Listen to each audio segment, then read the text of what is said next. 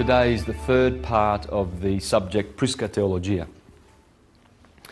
The first part was dealing with astrology, the second part with astrotheology, and this will be dealing with occult science and esoteric wisdom. And what I will endeavour to do is to present this ancient theology, Prisca meaning ancient, in a syncretic way. Okay, so syncretism was something that the Renaissance people knew a lot about, because Pico, one of the foremost Renaissance masters, he pretty much brought syncretism to the attention of the world when he went down to Rome with his 900 theses. Here they are. That's another zero to the 90 theses of Martin Luther 30 years after Pico. Anyway, Pico went down to Rome and he decided that he would challenge the Vatican to a debate to prove that all the sciences, all the philosophies and theologies and schools of thought can all be syncretized into one homogeneous, harmonious unity of teaching. What I'm going to be sharing with you today is the knowledge and the understanding of what all the philosophies are based on. And it's a simple cycle of nature, or cycles of nature. Okay, so with one graph we should be able to pretty much explain how most of the sciences work and how much of the philosophies work. So it's very interesting how Pico treated the subject. He went down to Rome because he was trying to bring back the Prisca theologia. You see, this word was very much on his lips, as it was on Marsilio Ficino's lips, the guy who translated the Hermetica. Now, the Hermetic wisdom has always been there. It's been there for thousands and thousands of years. And according to Stephen Meller, who was a person who went down to Egypt and spoke to the indigenous wisdom keepers, and that would be Abdel Hakim Aouyan, who has now passed away. But here Stephen explains how the indigenous wisdom keepers explained many things about the true history of Egypt, and how Egypt has an antiquity of at least 50 to 65,000 years, with that particular consciousness, wave of consciousness that created such wonderful buildings like the pyramids. Now, those pyramids are built in such a way that it is impossible to replicate them today with our science and technology. The pyramid codes is probably another one of the products that I would like to bring to your attention when it comes to the truth about Egypt. Okay? Carmen Butler has also interviewed Abdel Hakim Aouyan in this wonderful documentary, which shows the true antiquity of things like the Sphinx and the Great Pyramid and all the megalithic sites down in Saqqara and Dendra and Luxor, etc. So, and with that, I would like to bring your attention to the Commission School of Ancient Mysticism, and I'll be doing a 2-week tour in Egypt next year in October with Yusuf and Patricia Aouyan, the son and daughter-in-law of Abdel. So when you watch, you can watch that. You can see that on YouTube, but I'd recommend you get that for your own collection. And you'll see Abdel there discussing the true origins of this wonderful science. Okay, so what Rome would like us to believe is that civilization's about 6,000 years old, and there was an Adam and an Eve, and apart from that, they were very barbaric, and many of the human brothers lived in caves, and then, of course, evolved their intelligence, and now here we are at the peak of all wisdom and intelligence in linear history. Whereas the Prisca theologia proves that this is false. Absolutely false. We live in cycles whereby consciousness grows and then recedes, grows and then recedes, and we have been at the bottom of a wave of loss of consciousness for about 5,000 years. Again, according to Abdel, the indigenous wisdom keeper, and we've been in the age of Amun for 5,000 years, and it's the age of darkness and slumber, spiritual slumber. And before that was the age of Aten, you see, and which had more light. Okay, and then it goes back and back to the golden age. But we've been at the bottom of the wave for such a long time. So syncretism is all about bringing back the unity of the religio/science that we once enjoyed on this earth. So there is abundant proof that once upon a time we were all united in the one science. And the proof of that is in that we find that the gods of various cultures seem to have the same deeds to their credit, and the same numbers and the same names, etc. For instance, Zeus of the Greeks seems to be very similar in his actions and behaviour to Jupiter of the Romans, etc., etc. And Thoth of the Egyptians seems to be the same guy that the Greeks call Hermes and the Romans call Mercurius, and the Hindus call, or the Easterners call Buddha. So what in effect we're going to be doing is we're going to be pulling back the information that comes from all of these sources to show that they all have one common thread underpinning them. Now, the way in which we can do this is through one graph. And the graph you've seen many times if you've watched my presentations. Now, what I'm doing here is just following science and nature. You see, this is an old map of the Earth. And the old map is divided in two by an equator. And you have a northern hemisphere and a southern hemisphere. And usually on good maps you'll see the sine wave that goes through the equator and hits the Tropic of Cancer, and then goes back through the equator and then down to the Tropic of Capricorn. And this produces the seasons every year.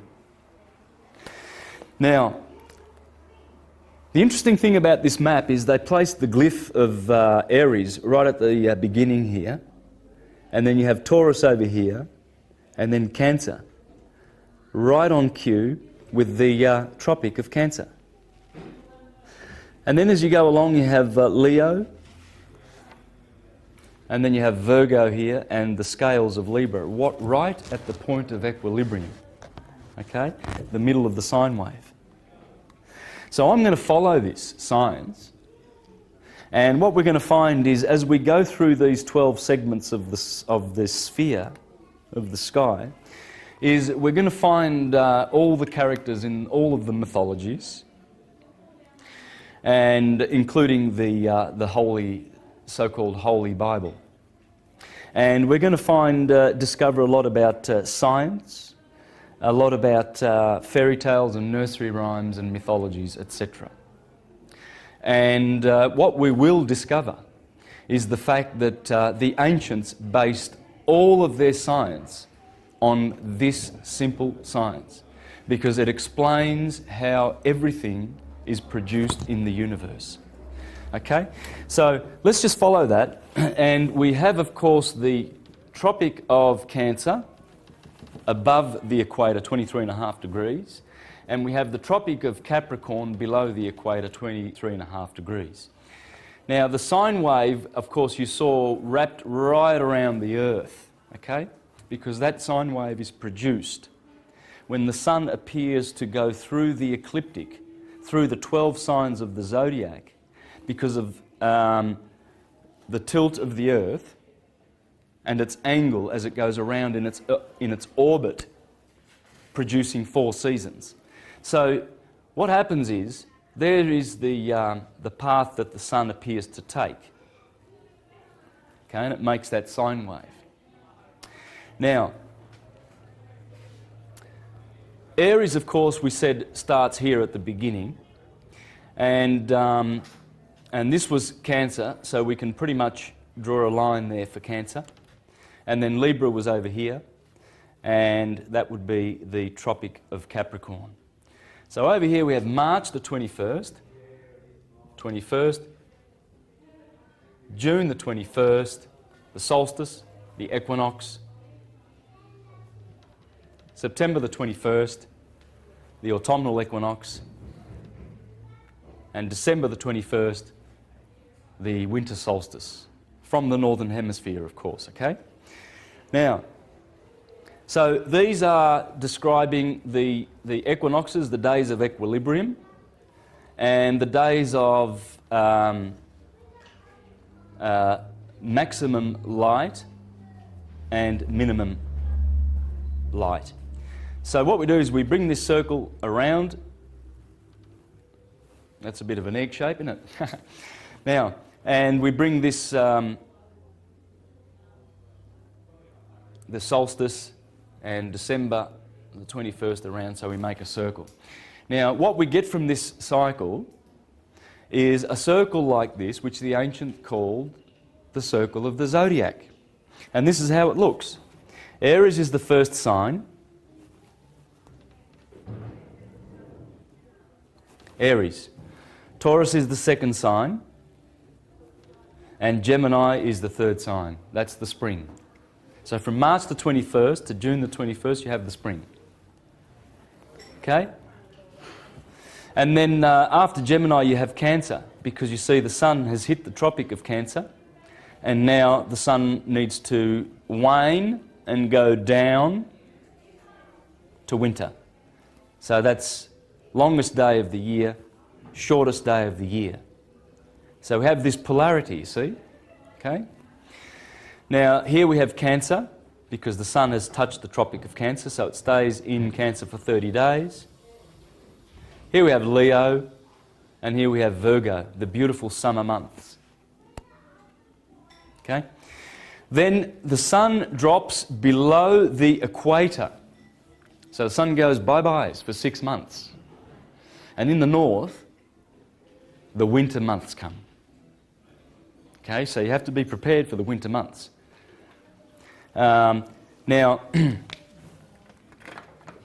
what happens there is the winter has the colour of red.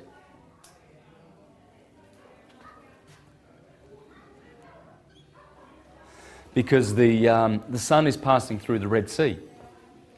You see, around about September, what happens is those beautiful green leaves begin to turn red. So they look around in the Northern Hemisphere and say, well, the sun's passing through the Red Sea. Because everything in autumn turns red. Orange, yellow, red. Okay? So this was considered to be the Red Sea. You see, you have to go through the Red Sea, and finally you get into the Promised Land. This is the Promised Land, the summer. And I'll explain why it's the Promised Land, but there's a lot of reasons why they called this the Promised Land. Okay? And here is the Red Sea, or Tartarus. And here we have Libra, Scorpio, Sagittarius, Capricorn, Aquarius, and Pisces. Okay? And this, of course, has the lush green look of vegetation, photosynthesis, because the sun is booming. He's happy in his kingdom. In fact, the sun rules, in astrology, the sun rules over here. Okay? The moon, she rules over here in Cancer. And then always next to those will be Mercury, always. Mercury can never be more than 28 degrees away from the sun. And Mercury would correspond to the disciple of Jesus called John, because John says, I was always near unto the Lord. I'm the one that the Lord loved. Yes, the Lord, as you will see in the mythologies and in the Gospels, that's this guy, Mercury. In any birth chart, you will always see the sun in its sign, and Mercury will be either a sign next door on either side of the sun, or in the same sign as the sun. Okay? So check out your birth charts, and there's Mercury, always faithful and close to the sun. He can never be badly aspected to the sun. He will always be a friend and support of the sun in this science. Next to them will be Venus, because Venus cannot be more than 48 degrees away from the sun. You see, Mercury and Venus are actually inner planets. They are inside our orbit, smaller than our orbit and closer to the sun. Therefore, they can be blocked out by going in front of the sun. And what I'm referring to is our solar system is a vortex. Okay? This is exactly how our solar system works. We don't have a solar system where the sun is over here and then all the planets orbit on the same plane. That's ridiculous. And it has been debunked by scientists like Walter Russell in this book. Okay? So what happens is, of course, we've got Mercury over here, and then we've got Venus, and then the Earth. And when Mercury goes in front of the sun, around here and here, always in this path here of the vortex, we don't see them. But scientists tell us that it's because Mercury or Venus has gone behind the sun. It can never go behind the sun. It will always be, the sun is always at the top of the cone, and the planets are always behind. So when Mercury and Venus disappear, which Jupiter, Mars and Saturn cannot do, because they are outer planets, so they can never be hiding, you see, behind the sun. And so, whereas these ones will be. So this is why we need to understand their placement. Okay, I'm teaching you a little bit of modern science. By the way, Nassim Harriman has got a good video explaining this solar system, and on my YouTube site, Mr. Astro Theology, you can see some science videos explaining how this solar system works. Okay, there's an Indian scientist called Palathadka Keshava Bhat, B-H-A-T. Okay, and you can see his video on YouTube where he explains how the vortex solar system works. I've included a bit of this in my presentations because I think we should consider this and try and wrap our minds around it, because this is going to debunk the old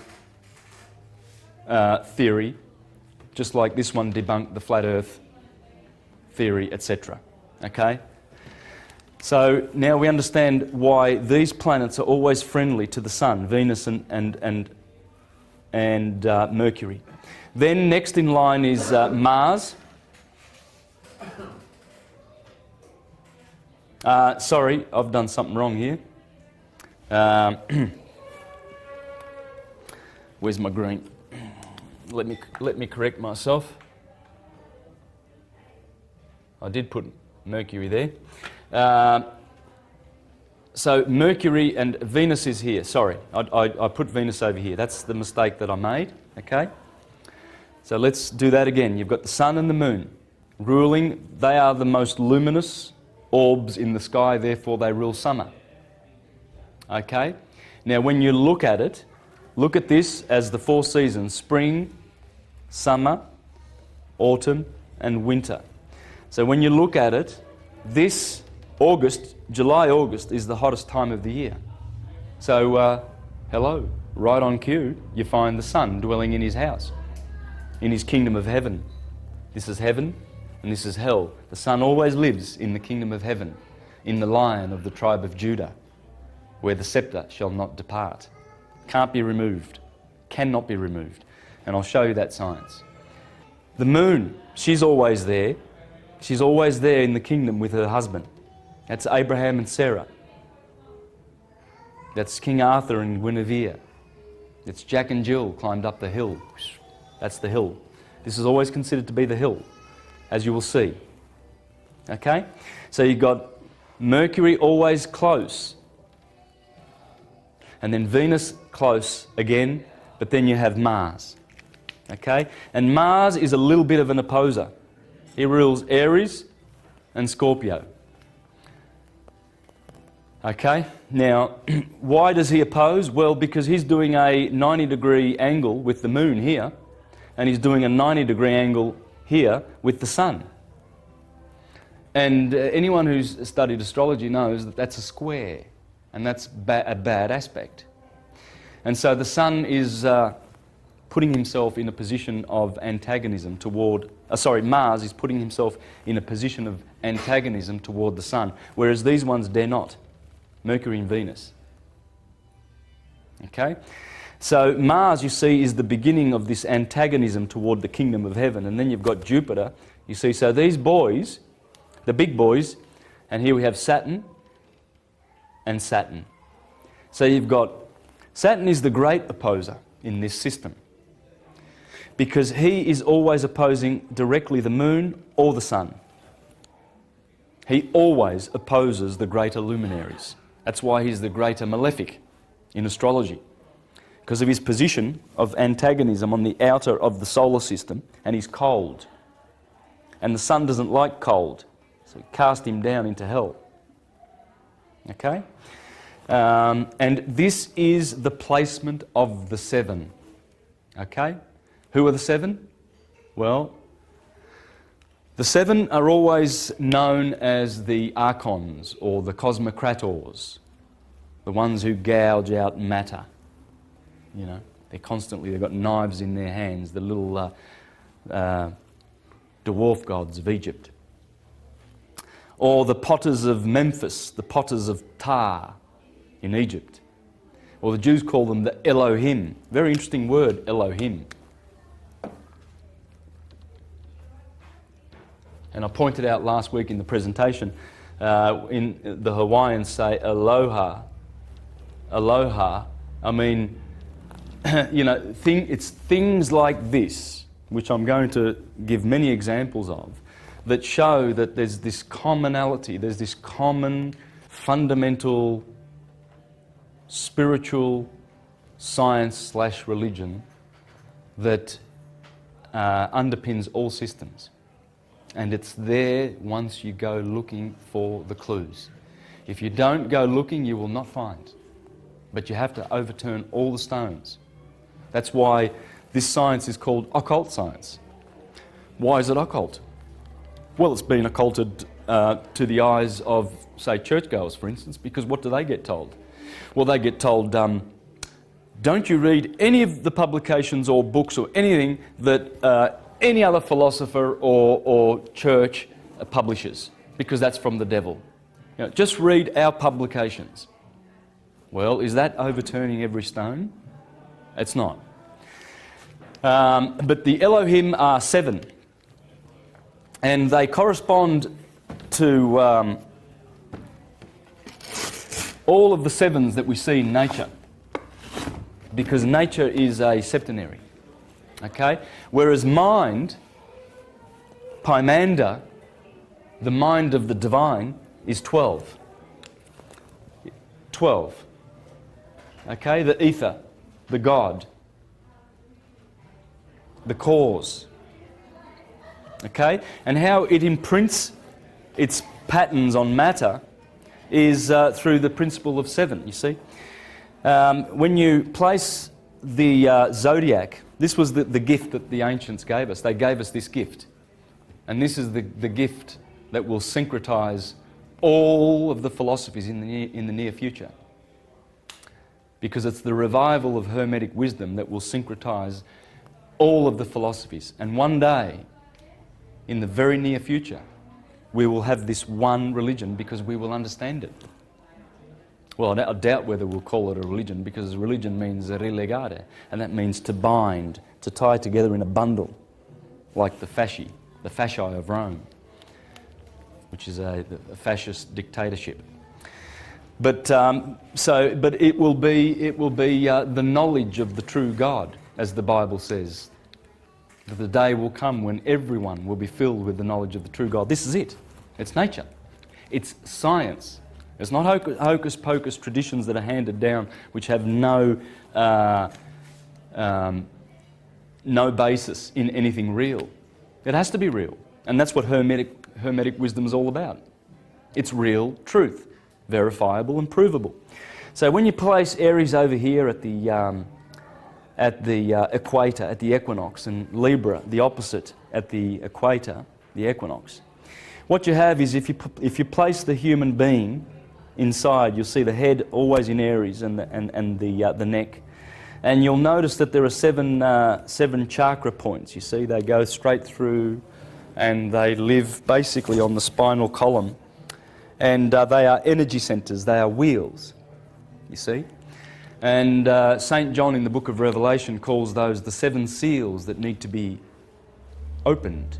And the Lord opened the first seal, and I heard a voice of an angel. And then he opened the second seal, and I heard a voice of an angel. You need to study what the angel says, and you'll see that these are the bursting of the seven seals. And the Elohim, the seven planets in the solar system, the 7 days of the week. These are the cosmocrators, or the Elohim of the Jews. So what we do then is, as we go through this wheel, we begin to see that it tells a story. You see, the sun tells a fabulous story as it goes through the seasons. Here it tells a story of conquest and how he has defeated his enemies down below in Tartarus. And who would they be? Well, just have a look. Winter. Capricorn and Aquarius, associated with Saturn. Saturn, he gets the pleasure of killing his brother's light, who he opposes. The great opposer, Saturn. He gets the pleasure of killing his brother's light on the last day of that cycle, the 21st of December, because he takes over on the 22nd. And Saturn kicks him out. He says, no fire in my quadrant. I rule this quadrant. See, here there's fire, cardinal fire, fixed fire, and mutable fire. Mutable because it must be extinguished. The cycle of heat and life generation must be extinguished by Mr. Cold. So he's always there, and he's ready to kill the light of the sun. So you see the job of Saturn. Poor guy, he gets disparaging remarks because he has to play his role in nature. So he gets to be a very naughty boy.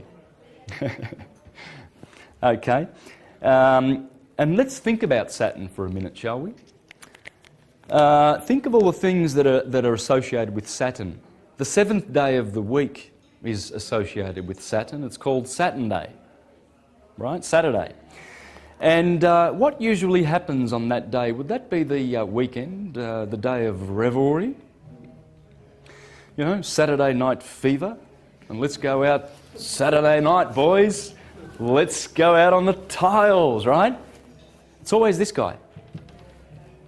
It's always Saturn, the bad boy. Let's have a look at the year. So that's the week. Okay. By the way, the moon does not dominate the week. Okay? Saturn dominates the week. I'll explain that later. It belongs to him. The number 7 is Saturn. It's the Sabbath day, the 7th day. It's the 7th planet. It's the one that is the one that is right on top, the top chakra. Saturn's here, the moon's down below, the bottom chakra, the alpha and the omega. So he dominates the 7th day of the weekend. He is the boss of the week, and I'll explain that later. All right, what about the day? What happens during the day? Let's see where Saturn appears during the day. If we have established that on March the 21st, the sun splits the day between 12 hours of darkness and 12 hours of light, well then the sun must rise at 6 o'clock in the morning, 6 a.m, and set at 6 p.m. It's the only days of the year where this happens. On the equator, the sun rises at 6 a.m. and sets at 6 p.m. Only happens on these 2 days, these 2 golden days. Right? So if you place 6 o'clock there, 12 midday here, 6 p.m. over here, and 12 a.m. over here, midnight, then you begin to see how Saturn is important in this cycle. Because Saturn rules from, Aries rules from 6 to 8, Taurus 8 to 10, Gemini rules 10 to 12, Cancer rules 12 to 2, 4 o'clock, 6 o'clock, 8 o'clock, 10 o'clock. Wow. Right on cue, we have Saturn turning up at midnight. And what happens after midnight? It's the naughtiest time of the day, is it not? You know, some people who are quite forward in telling you that they do their best work after midnight and etc. Okay? Yeah, he gets from 12 to 4. But the benefits of Saturn's rule is that you can do good thinking at this time of the night. Many philosophers and many geniuses have found most of their insights at this time of the night. You know, King David in the Psalm says, "Oh, I wake up in the middle of the night to look at your stars and tell forth your glory and be inspired by your heavens." This is a magic time, but it's also that time of revelry where things happen, you know. Thieves do their work at night, don't they? You see, and Saturn rules the night. Now, let's have a go at the year. How does Saturn affect the year? Well, this is winter. So he snuffs out the sun's light in mutable fire, Sagittarius. Here's another one. In ancient Rome, they used to celebrate the Saturnalia. Okay? And what happened in the Saturnalia? Well, first of all, when was it celebrated? Well, it was celebrated started on the 17th of December, 4 days before the solstice. And it went all the way to Christmas Day, the 25th of December, when the sun begins its journey, all the way back up the holy mountain. So all in here, the Romans celebrated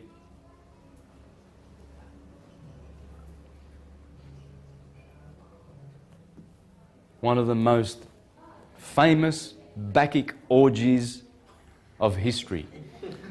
Revelries. Absolute revelry time, man. Christmas is a reminder of the Saturnalia. In fact, it is the festival of the Saturnalia. That's what Christmas is. That's why you go out to your friends on Christmas Day and you get drunk and, you know, you abuse each other emotionally and everything like that.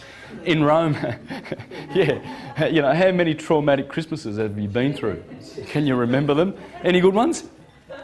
Oh, yeah. Well, they're good because there's good stuff that happens here too. It's not all bad. But it's about Saturn. That's the point. Look for Saturn. You've got to look at what he's doing. He's the one with the horns, man. And he's ready to reap your soul because he's the Grim Reaper. Souls ascend from the gateway of the gods here. This is the descent in the Tropic of Cancer ruled by the moon. This is the gateway of men. We come in through here, through that tropic. It's the Stargate. And we leave at this tropic. Capricorn's where we say bye-byes to fleshly incarnation. In fact, the rings of Saturn, that's the last sphere that we have to deal with in terms of physical incarnation, okay? And this is how it works. So these are the 10 heavens. That's the primum mobile. Primum mobile. The crystalline sea. The firmament, where the zodiac is. This is what we're doing here, the firmament, the zodiac. And below are the 7 Elohim, the cosmocrators, the creators. Saturn is always on the top. This is the kingdom of Saturn. That's his kingdom. Because Saturn is chronos. Chronos is time. Chronology, etc. All those time words. So we're stuck in time. We're stuck in a sine wave. And I dealt with this last week. Sine wave is a sin wave. That's where the sin is, time. Because you're born in time, you must die in time. Ain't none of these bodies going to be around forever. These are just a dream.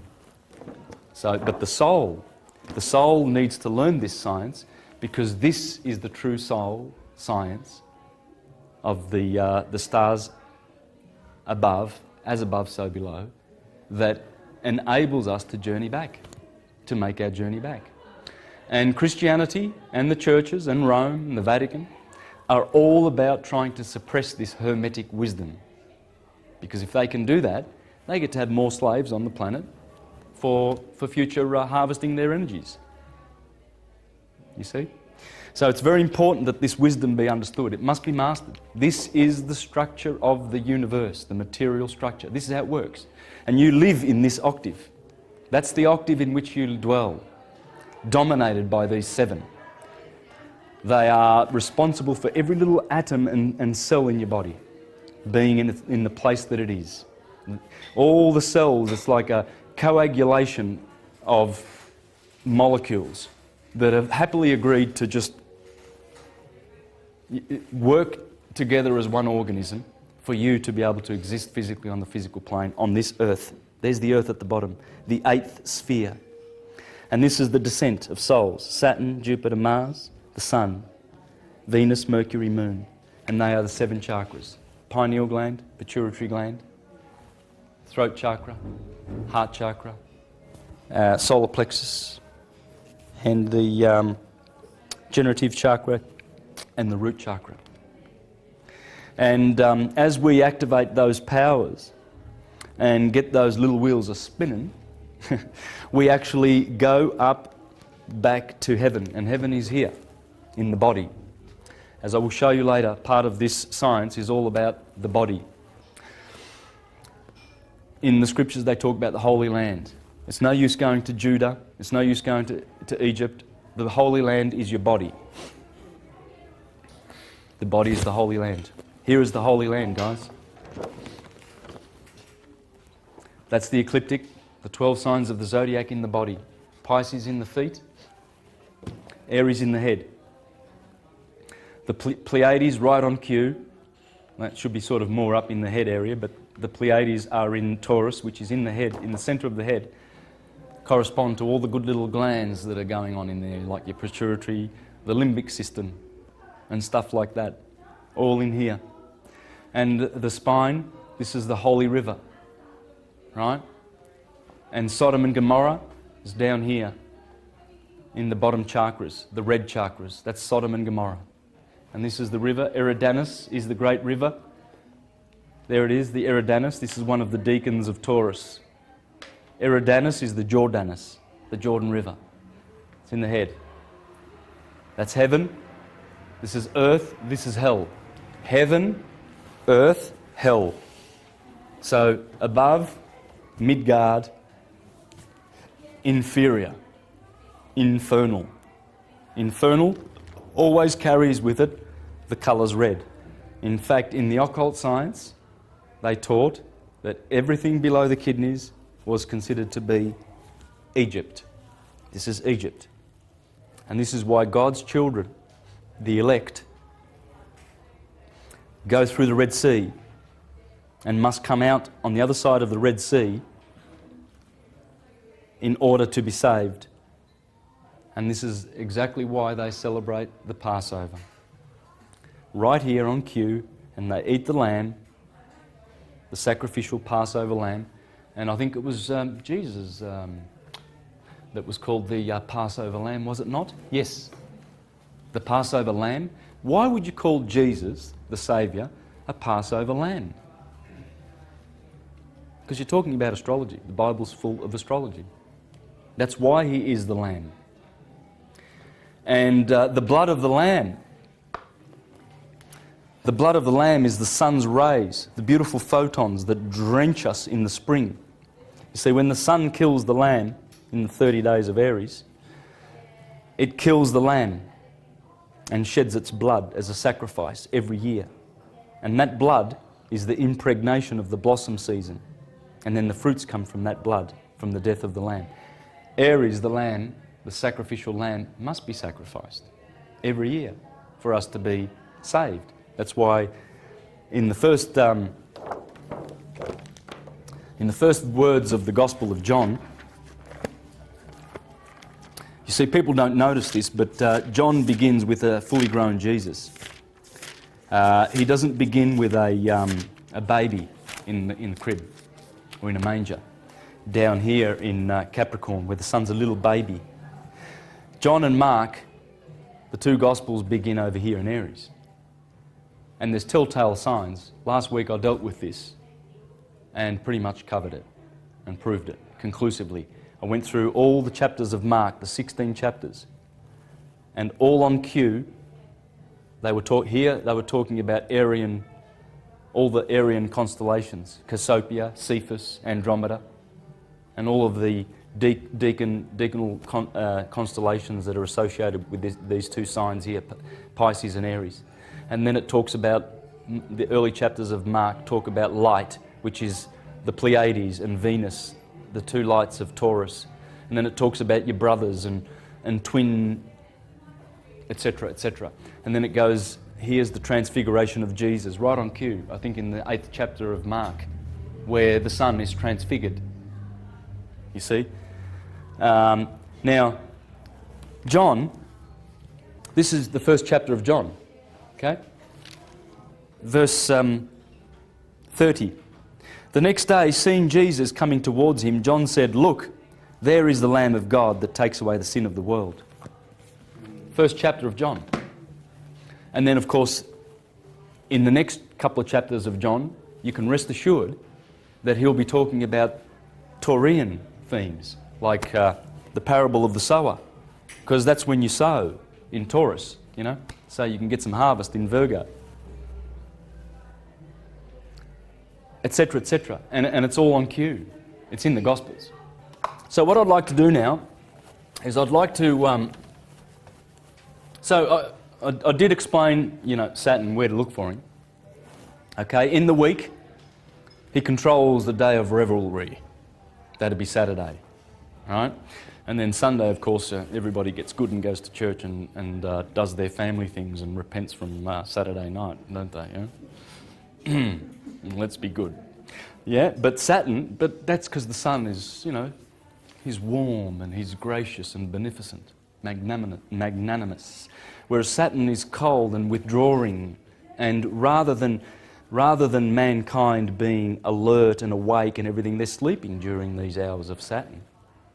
So he's dealing with introversion and going within. That's where the light of the sun pierces matter. Here it quickens matter, as Manly P. Hall says. Here the sun is quickening matter, but here it pierces through matter. And here we go within. Here we go externalizing, you know, going touching stuff and seeing stuff with our eyes because the sun's out. So you see, it's not bad, but you can see where Saturn is associated with bad. Also during the day, you know, he's got his 12 to 4 rulership. During the year, bang, Saturnalia. And by the way, this is where they used to weep for Tammuz, you know, in Babylon, where they used to, where Ezekiel and Daniel were complaining that the children of Israel were weeping for Tammuz, you know. Why would you weep for Tammuz? Well, Tammuz Day is the 21st of December, and Tammuz is Saturn. And so, yes, the Romans were, you know, exchanging gifts. There was amnesty in Rome. You know, during the Saturnalia, I mean, there was a lot of revelry going on. Believe you me, people were getting blind drunk. Anything went. Anything went. You could do whatever you wanted on the Saturnalia. It was revelry. Big time. You know, gift-giving, merriment, Bacchanalia, Bacchus, of course, being the god of wine. That was the festival of the Bacchanalia. And we still say in Italy, per Bacco. You know, we say, good on ya, Bacco, the god of wine, because he's blessed us. And the sun is the god of wine, Bacchus, who gives us wine in September all the time, every year. That's where the grapes get mature and pressed, and that is the season of wine. That is the season of bread, the bread and the wine. Because they are the two symbols, the greatest symbols by which we can honour this cycle. Wine being the blood of the gods, and you drink it and you say it's good. And that's the blood of the sun, the photons, because wine is made by photons. But it's the process, it's the end of the process. You see, you've got all this watering of the plants, and then you cultivate the plants, you weed them, you look after them. Finally, you reap your harvest, and then you bring them into, indoors, and then you press the wine, and then you let it wait for, to cure and to mature, and then you open your tap and you take out a glass and you drink it. That's the end of the road for the sun's work. You've got wine for all the winter now, so it's a great symbol of Christianity, Christ being the sun. And the bread, of course, so you grow your wheat and then you harvest the wheat, you get all the virgins in Virgo season to go out and bring in the wheat, and then you bring them into your mills, and then you crush that wheat, and it's a lot of work to crush that wheat. Then you bring it into your house and to your pantry, and then you make bread with it. You mix a little bit of yeast and stuff and everything, put it in the oven, take it out, and then you eat the fruits of the season. Right on cue, bread and the wine. And that's why when Christians go to have their Passover memorial around Easter time, to do with the lamb, they take the sacraments of the bread and the wine. So look for Saturn, because when you understand the roles of the seven, they are all different. Our solar system, it works in such a manner. It works like this. You see, the sun is always in the middle kingdom. And there are 3 spheres above and 3 below. So it's in the fourth. It's in the middle. There is always the sun in the middle. And this is Ptolemaic, by the way. Remember the astrologer Claudius told me. And of course, when Copernicus discovered that the planets orbit around the sun, which they don't, they immediately went and attacked this guy. Because he said, the earth was the centre of everything, and the sun, what's the sun doing? Rubbish. The sun's in the centre. What's it doing there in the middle of the planets? That's ridiculous. Well, it's not ridiculous, because this is, in fact, the structure of the sevenfold material place in which we live and move and exist. And one day we will go out of the rings of Saturn and to his father, Uranus, who is in the firmament. Okay, Uranus. Right, we got Saturn, and his father was Uranus. Well, Uranos in Greek means heaven. Saturn, of course, is time. So Saturn castrates his father and takes over the rulership. What that's telling you is that time, when you come into this solar system, you're under him. He's the boss, the Lord of the Rings. He's the Lord of the Rings because it's one ring to rule them all. And he has rings. He's the planet of rings. Okay, and he swallows his children. Anyone who comes into his kingdom must perish in time. So what happens is we go back to Uranus, we go back to the heavens and out of the control of Saturn. Now this is going to happen. By the way, at the moment there is a beautiful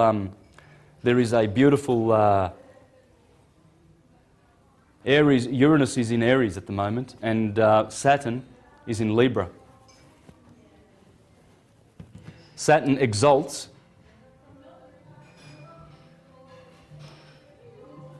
in Libra.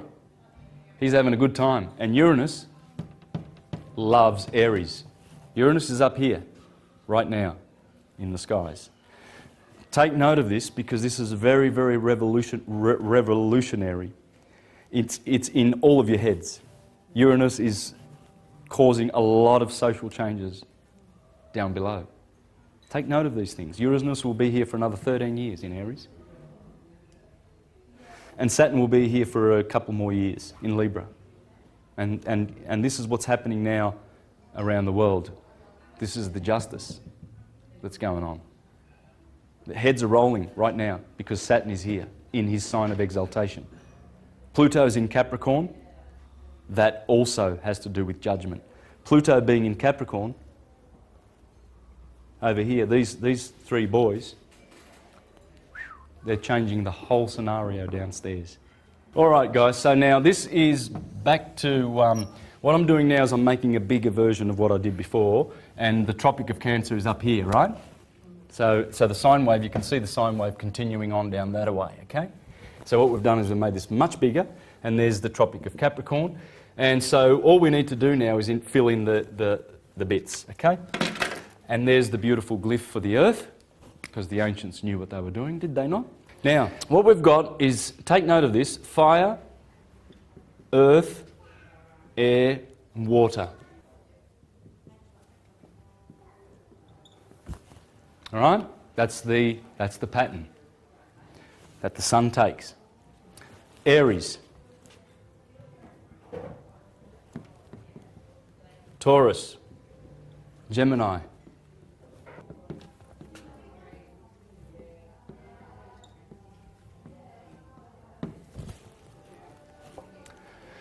this is the great gift that they left us. And they understood what all of this goes back to. And I'm going to show you that all of this goes back to how nature unfurls. There's nature unfurling. It's a Taurus. Planets are doing it, our bodies are doing it. We have the energy going up through the head and around in our Merkaba chariots. Okay? We are flaming chariots of fire, light bodies. Great, magnificent solar systems, galaxies unto ourselves. There's the galaxy, check it out. 48 constellations, 360 acupuncture points, 360 degrees of arc. There it is. Aries in the head, with Perseus over here, bringing in the light and slaying Medusa, right there, one of the deacons of Aries. And it goes around, and the sun goes through all 48 constellations every year. And as that's happening, that's your big brother above causing effects in you. You are being affected by all these motions and wheels. And here we are getting about our daily business and we don't know anything about it. And we don't even care anymore. How often now do we look up at the stars? I don't know whether a lot of people do, look out at night and just go, well, isn't that a beautiful sight? To look at the stars. And to think that those photons have been travelling for billions of years and finally they reach your eyelid and you don't delight in that, the pleasure of knowing that you're just receiving light that's been travelling for years and years and years to find... Yeah, there's a lot of smog. But what is the structure behind this is the vector equilibrium or the cube octahedron, okay? The octahedron and the cube. Okay? That is this 12-fold structure. This is a perfect model of 12ness. This is where the 12 comes from, okay? From the vector equilibrium that supports this structure, that is what planets and galaxies are doing. 64 in the Flower of Life, 64 in the I Ching, 64 boards in the chessboard, squares, 64 codons in your DNA. 64 in Kabbalah. When you put the Kabbalistic trees together, you get your 64, the number. It's a precious number. The city of Melbourne has a grid. Have you seen the rectangular grid of the city of Melbourne? Open up your Melways and check out Melbourne, the city of Melbourne. Designed by Freemasons. Okay? You've got, that'd be Latrobe, Lonsdale. Anyway, look, you've got to check this out yourself. It's 64 grids. 64. It was designed that way. 64 blocks in the city of Melbourne. That's where I play my guitar, right there in the middle. In the middle of the 64. In the Burke Street Mall. But check it out. And it comes from this, 12. In the vector equilibrium. What we've got here too now, I'm going to go and I'm trying to be nice and slow because I do go very fast. So I want to just take my time with this and it'll sink in a lot better. You've got cardinal, cardinal, cardinal and cardinal. Okay? Fixed, fixed, fixed, fixed. And, oh yes, I got pretty blue. Woohoo! Mutable, mutable and mutable. Okay, so this is basically the science that they left us with, and everything here is all on cue with what's going on in your body and with what's going on upstairs. For instance, fire in Aries, that's the brain. Fire is electric. Well, in the morning, when the sun wakes up at 6 a.m. and you wake up at 6 a.m, first thing that happens is this turns on and your eyes turn on, both ruled by Aries and Mars. Right? It rules the top of the head. So you wake up here with fire because electricity needs to be working the electromagnetic computer that you have up here. Then the sun flips polarity from 8 to 10 and it gives you earth fixed. That would be the mouth.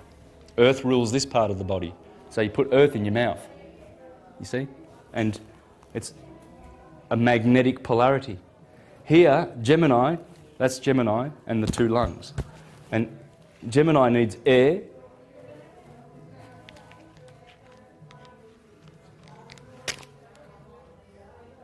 mutable because it's probably changing the air, isn't it? Getting oxygen from the air, mutating it in the lungs and then sending it out as carbon dioxide and what have you. Well, that's air being mutated. It's all on cue. Everything's on cue. Even the cancer, the water of cancer. You know, the chest, it has to do with the chest, and the water, the milk of the mother. It's the motherly sign. So that's the water that she gives, the generation that she gives. Leo is the heart, fire. The heart is the pump that's warming the body, the hot blood, fire. It's on cue. So it's all physics. It's all science. This is the model below as above. As above is exactly the same. In fact, as I'm going to get a chance to read from these books, you will see that the esoterists said that when you look up, you're looking at the brain cells of God. Those stars, they are the brain cells. And all of those Birkeland filaments and currents, they would be neurites and dendrites and synapses in your brain, in the brain of the God. It's a mind. It's a universal mind. So let's have a look at the rulers. As I said before, you've got the sun here, the seven-rayed God, according to Plutarch, the seven-rayed God. The moon, Mercury, Virgo, Mars, Jupiter, Saturn. This is the gospel.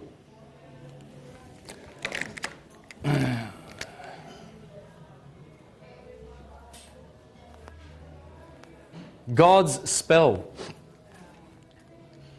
It's God's spell. It's not an evil spell. It's a spell. It goes forth. The spirit of El, God's spirit of El, is always going forth in the gospel because this is the gospel. Jesus goes around with his 12 disciples. He has John always by his side. He has Jupiter, Peter, his best friend, Jupiter. There are all the characters of the gospel, okay? The gospel. The gospel is dealing with a daily cycle and a yearly cycle and a backward processional cycle which lasts about 24,000 years. Once you work those out, then you will understand the science. Because the idea is to understand the solar system. Because in your understanding the solar system, you acquire solar consciousness. That's Christ consciousness.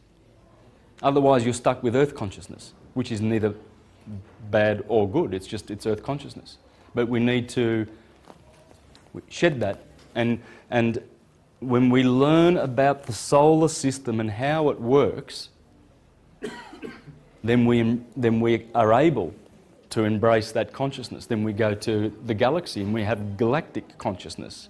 And then the whole universe, we see how that works and understand it. And we have universal consciousness. Then we go back to unity consciousness. Rather than the dualistic consciousness of the lower earthly consciousness. It's down here where we get opinions about good and evil, which doesn't exist up there. Simply doesn't exist. It's our polarity that we have made. It's happening in our world. This is the message. These beautiful stories are in the message, but you won't see them if you're not looking. Have you ever noticed those 3D pictures that contain a three-dimensional picture, but you've got to stare at them? You know, right? Yeah. Have you ever seen those? Sometimes it takes a minute or 2 minutes. Some people never get it. They never see it. And that's what the Bible is. The Bible is like that. It's got these amazing allegorical stories that most readers are just walking straight past, you know. Oh, Jesus said this and Jesus said that. Never ever understanding what is really happening. And this is the crime of the priestcraft.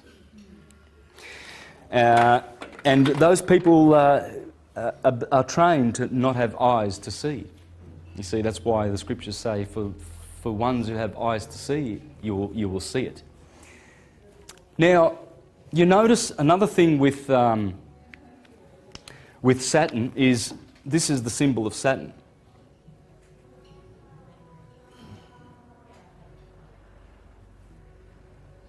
Did you know that, the hex?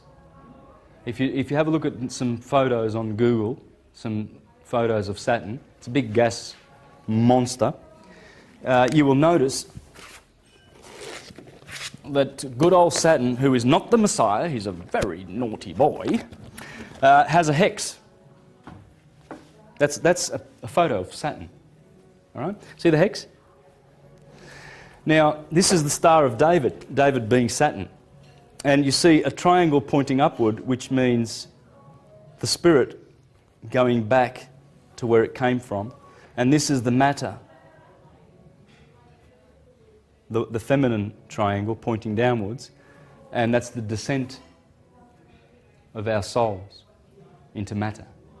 Okay, but the spirit will rise up again. You see, now as we go back into the age of Aquarius, Saturn rules Aquarius. So we've been in Pisces for 2,000 years.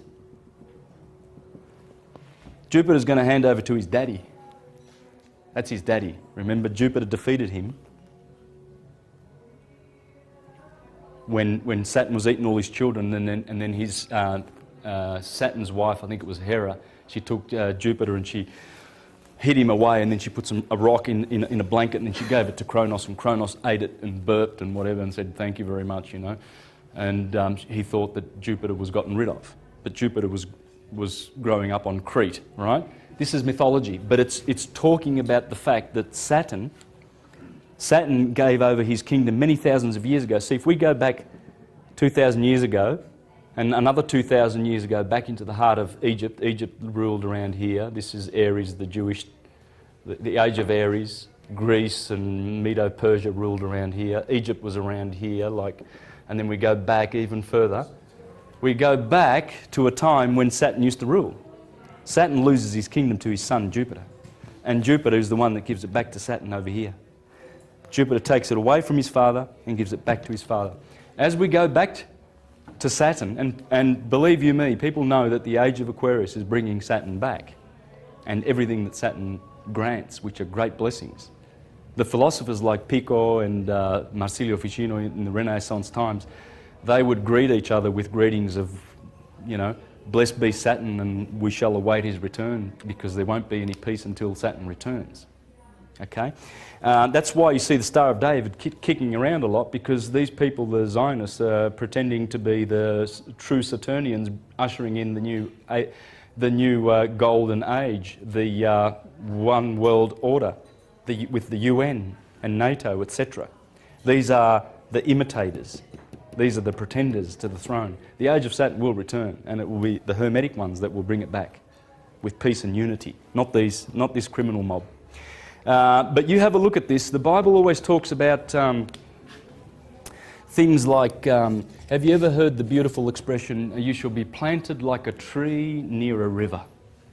A tree is always happy near a river, isn't it? Because it draws water from under the table, the water table, yeah? And you see prosperous trees near a river.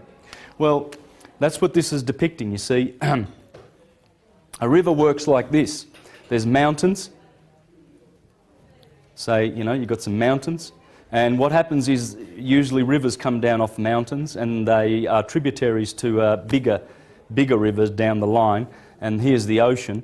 And just before the ocean, there's like a delta where the main, you see, and so there's all these rivers that feed into it, right? So what's happening is the rivers are actually flowing back to the source, you see.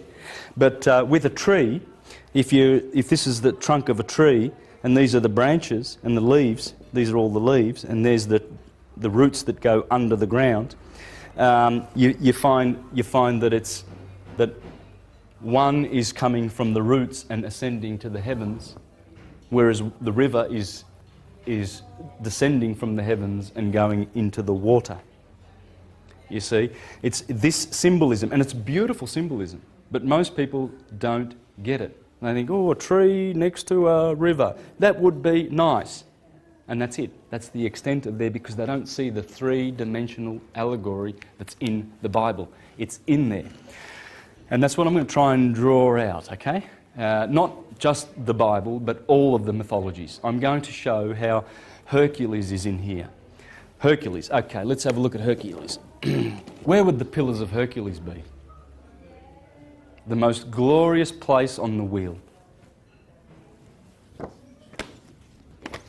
There he is. There is Hercules. And there's the Jewish system of Kabbalah, Boaz and Jachin.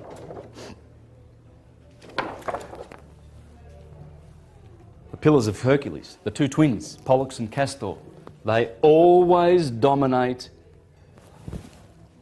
the holy mountain of God. And right here, in between Gemini and Taurus, and Sagittarius and Scorpio, that's where the Milky Way intersects the stars. And you can see it here in my graph. You can see here, see the Milky Way faintly going through Scorpio and Sagittarius, and through, there it is there, faintly going through Taurus and Gemini. Right? That's where the Milky Way intersects, right here. So this is the milk, and in Cancer is the beehive, the milk and the honey. This is the land flowing with milk and honey. And the pillars of Hercules are always up here. Samson, when he pulls down the gateposts of Gaza, and then he goes and kills that lion and he eats the honey, and then he gets betrayed by Delilah the virgin, who betrays him to all of these enemies of the sun, the fall, starting with Saturn, Saturn in his exaltation house, but this is the fall of the sun. This sign is the exaltation of Saturn, but the fall of the sun. The sun here is wounded. Scorpio bites the sun in November. The backbiter betrays the Lord with a kiss. And here is Draco, the constellation of the dragon in Sagittarius. Jupiter is there, Peter, in the Garden of Gethsemane, where Scorpio betrays the Lord for 30 silver pieces. 30 days of the silver moon. This is all betrayal. This is the sun being betrayed as it goes down. But here, the sun is glorious. There is Hercules. Hercules is the sun passing through Gemini, conquering his holy mountain. Gemini is always there. It will always be there at the top. The sons of Zeus, Pollux and Castor, one divine, one human.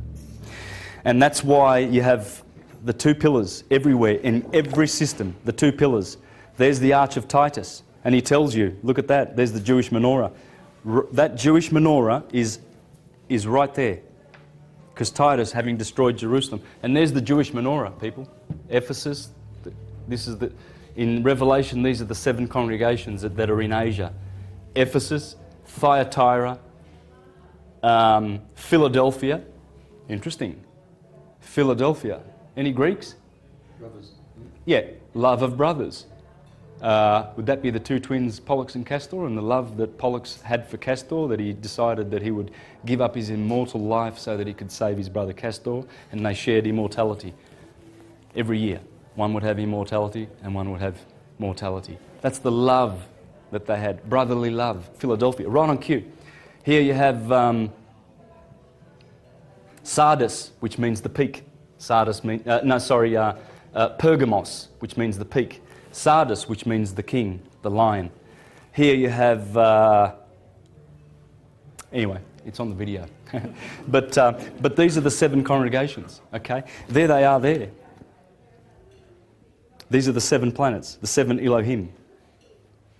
That's what they are. The sun is the middle one. Saturn is the left one. That's the moon. So you've got Sunday to the middle, Monday over here, Tuesday, Wednesday, Thursday, Friday, Saturday. Saturday is always the 7th. So here you have the arch of Constantine. See, this is Jupiter and Pollux and Castor, because when he climbs up that holy mountain and he goes through the pillars. See, that's why these megalomaniacs like Titus and Constantine made their arches, their pillars, because they want to be like Hercules. Who doesn't want to be? We all do.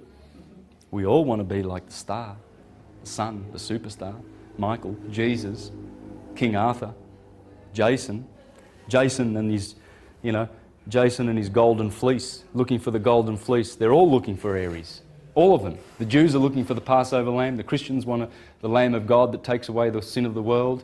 Everyone wants the lamb. The lamb is here. You see? That's the lamb. Because everybody wants to live here. We all want to go to heaven. And you go to heaven, there's no postal address for heaven. It's here, it's inside. You don't go knocking on St. Peter on the gates and, hey, St. Peter, is this, I think I've got the right address. I was told to come to, certain coordinates of the right ascension and declination, and I've found heaven. It's not going to happen. It's in you. The kingdom of God is in you, and this is the kingdom of God. This wisdom. So, it's all the sun. Look at this. See? They'll have, like, in Paris, they have the Arc de Triomphe, right? Well, where do they place that? Right in the Champs-Élysées. The Champs-Élysées, is that Élysée? Would that be the Champs-Élysées? Yes. The Elysian Fields, springtime. This is where all the magic happens. This is the Father, the Son, and the Holy Spirit. You see, mind, Aries, the head, electric. That's the nous. And that's the thinking. That's where we do our thinking. Here we speak. And Gemini, we do. Yeah? So we think, we speak, we do. And in fact, Aries is I am, I have, and I think, which is pretty interesting because that also is the process of doing. But the Father and the Son and the Holy Spirit is how everything gets done in the whole world. First you think it, then you speak it, then you do it. Now, yeah, this is the thing, and we're waking up to this stuff. We're waking up to the fact that we come from the stars. Have you got any friends who swear that they come from Sirius or the Pleiades, or right? Well, let's have a think about it. Sam, what's your nationality? Our background's from Syria. Syria. Oh, let's have a look at that word, shall we?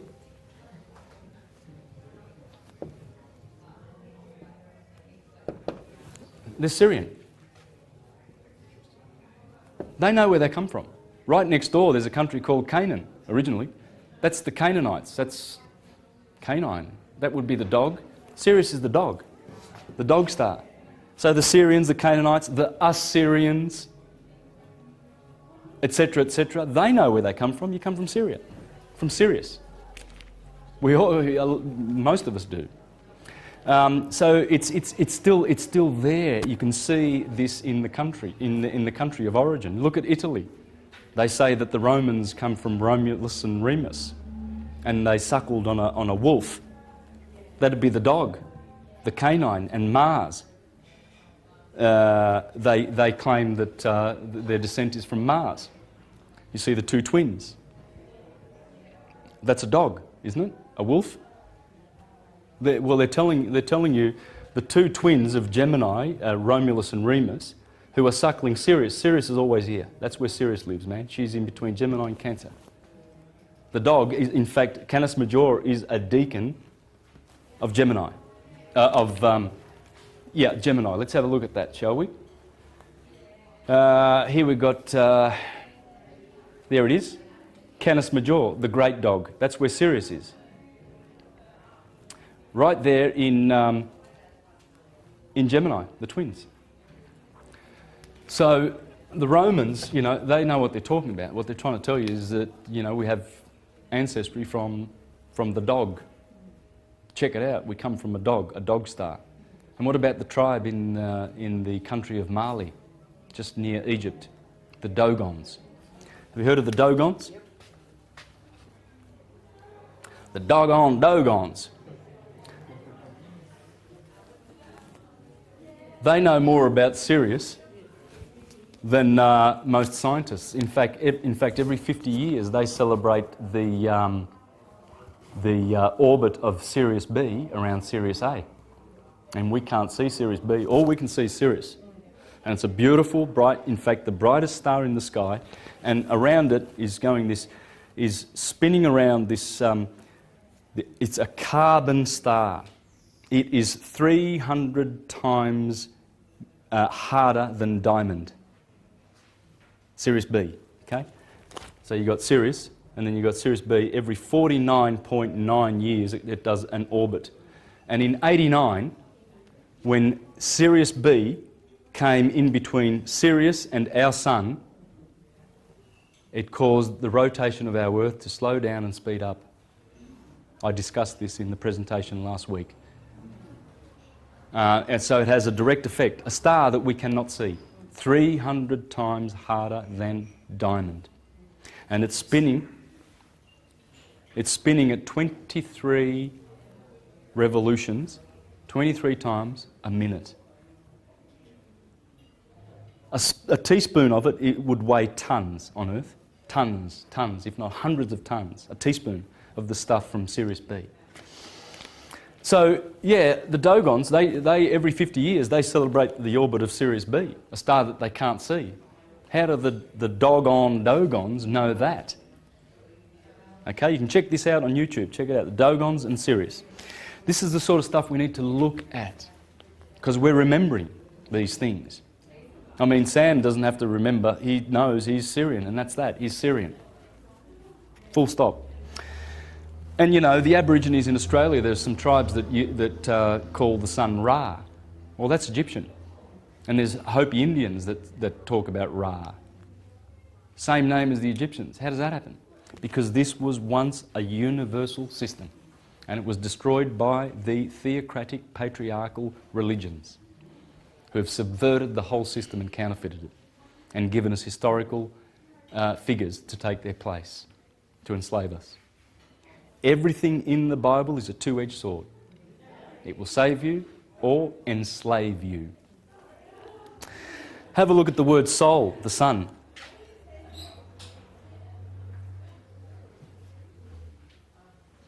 Does that sound like soul? Yeah, it does, because it's the soul of the solar system. See, the light of the sun bathes the spirit, the soul, and the flesh. Light partakes of three qualities, three natures, just like water. Liquid, Water can be liquid, it can be solid, it can be gas. 3 states. That's light. That's why light is in the middle. That's why Jesus says, I am the light of the world. You don't go to the Father except through me, the fire. It's the sun, right? The light of the sun. And as the Neoplatonic philosophers said, there are 3 suns in the sky. When you look up to that orb in the sky, it's not just a physical body of hydrogen. It's a psychic person and it's a spiritual person, just like we are. And soul is anima. And this is very pertinent because I'm going to be discussing today how the philosopher lived his life in terms of diet, in terms of actions, in terms of speaking, and all of that. So we're going to really benefit with some practical stuff here because it's got to be useful, and it is useful. And that's what I'm going to be sharing with you about the Prisca theologia, how useful it is. See, the word soul in Latin is anima. Okay? Soul, animal. Keep that in mind because this is very, very profound, what we're going to be learning. You know, so we see these words and we don't really think of what we're saying sometimes when we go to our church to go and see a minister. You know, we don't sort of put 2 and 2 together. Min is stir, and we see moon and star, like a master. You know when you get your master's degree? Well, that would be a measure of the stars by degrees. Dong, dong, dong, dong, dong, dong, 360. So when you get good and you study, you get your master's degree and they give you a square and a round black hat of Saturn. They've squared you. Now you're a square. Now you're fitting into the system. But you get your master's degree. In Italian, that would be maestro. Bis maestro. Would that be astro? Of course, because if you're going to be good, you're going to be a star. And think about the word Christ.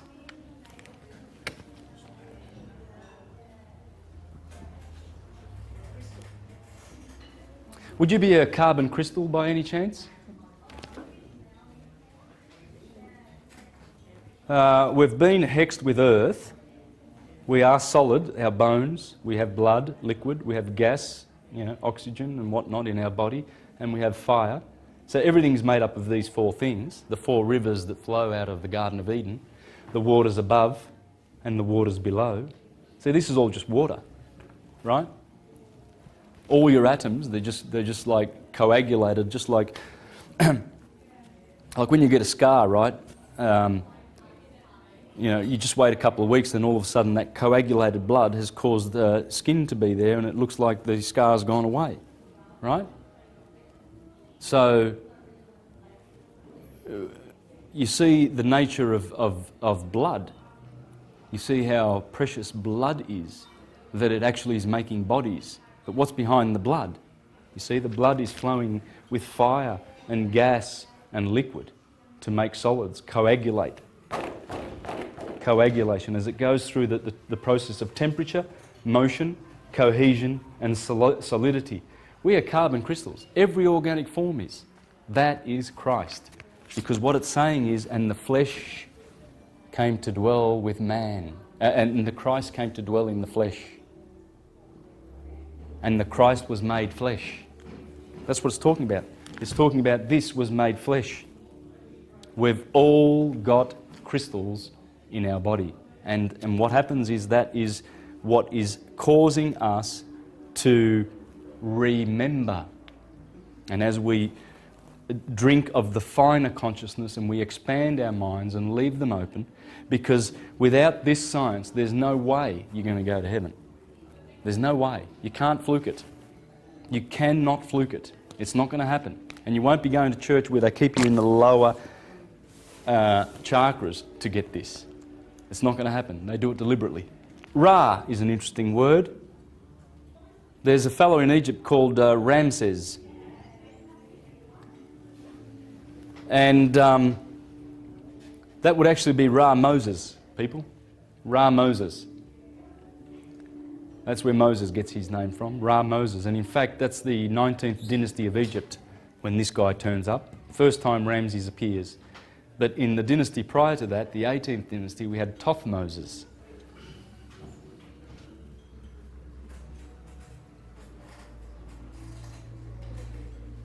There's many spellings for this, by the way. There's many spellings for Thothmoses, the ancient pharaoh of the 18th dynasties. In fact, Thothmoses III, that's the one that they reckon is the founder of Rosicrucianism and all of the Freemasonic schools come from that 18th dynasty. Most of them. Okay? Yeah, Thothmoses, there's a statue of him done in that, I think it's granite or, what's it called, Diorite? Diorite. And it's very hard. And you can see that. Thothmoses III. These guys, they pay a lot of tribute to this guy. But this is where they all come from, those dynasties. All right, I just want to share a few more little points with you. I'm just going through some words here, okay? So you can study the nature of words, because when the written alphabet came into history and civilized us, along came the spells, you see? And with the spells, they sort of bound up all their spells in one book, and they said, oh, this is from God. And if you don't do what it says in there, we're going to kill you. Okay? You get to die. It's a good book. It's great. You know? And we have a special interpretation of it, by the way, too. Yeah? Okay? That's how the Christians treated the indigenous Indians when they went to the Americas. Oh yeah. They had this one. I'd say they would have put this in their left hand, because you need your right hand to have a sword in there to cut heads off. People who don't listen to this book. And that's what they did. They decapitated hundreds of millions of indigenous people who knew this.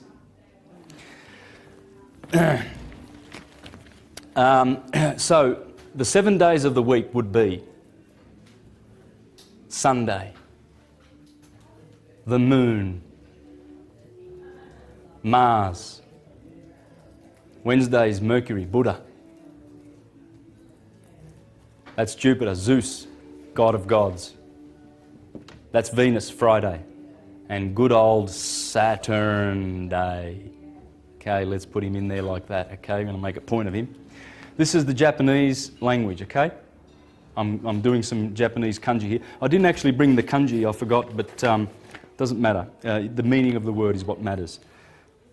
Sun is Nichi. Nichi means heat, fire, light.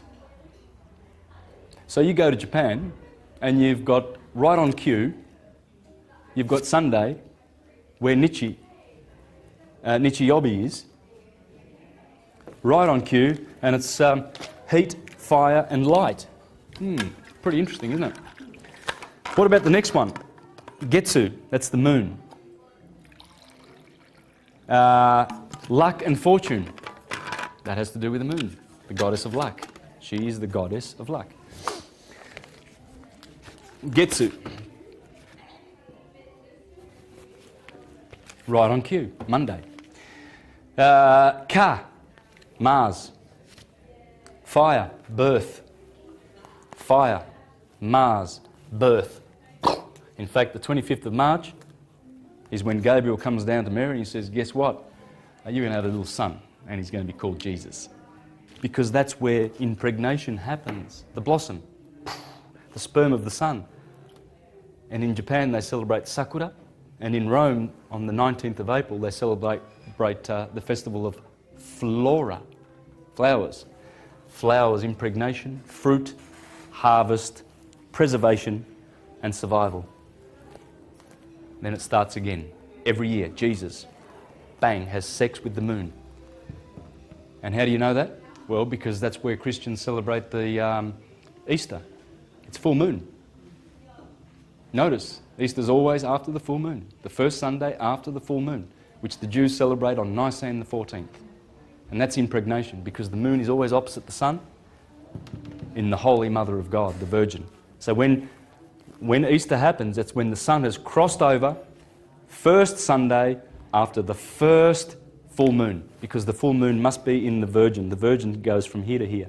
You see, her glyph, Mary, it's like pretty much like a Mary.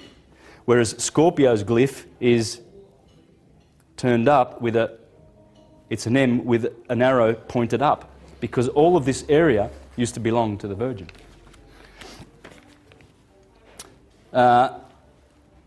Sui means water, Suiyobi.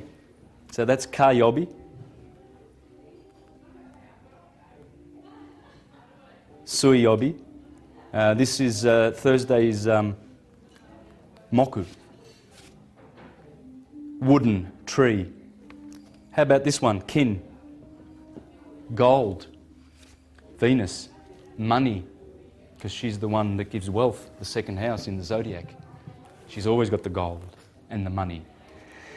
And how about our good friend Saturn? Well, what would that be now? We've already discussed his other name in Greek, Chronos.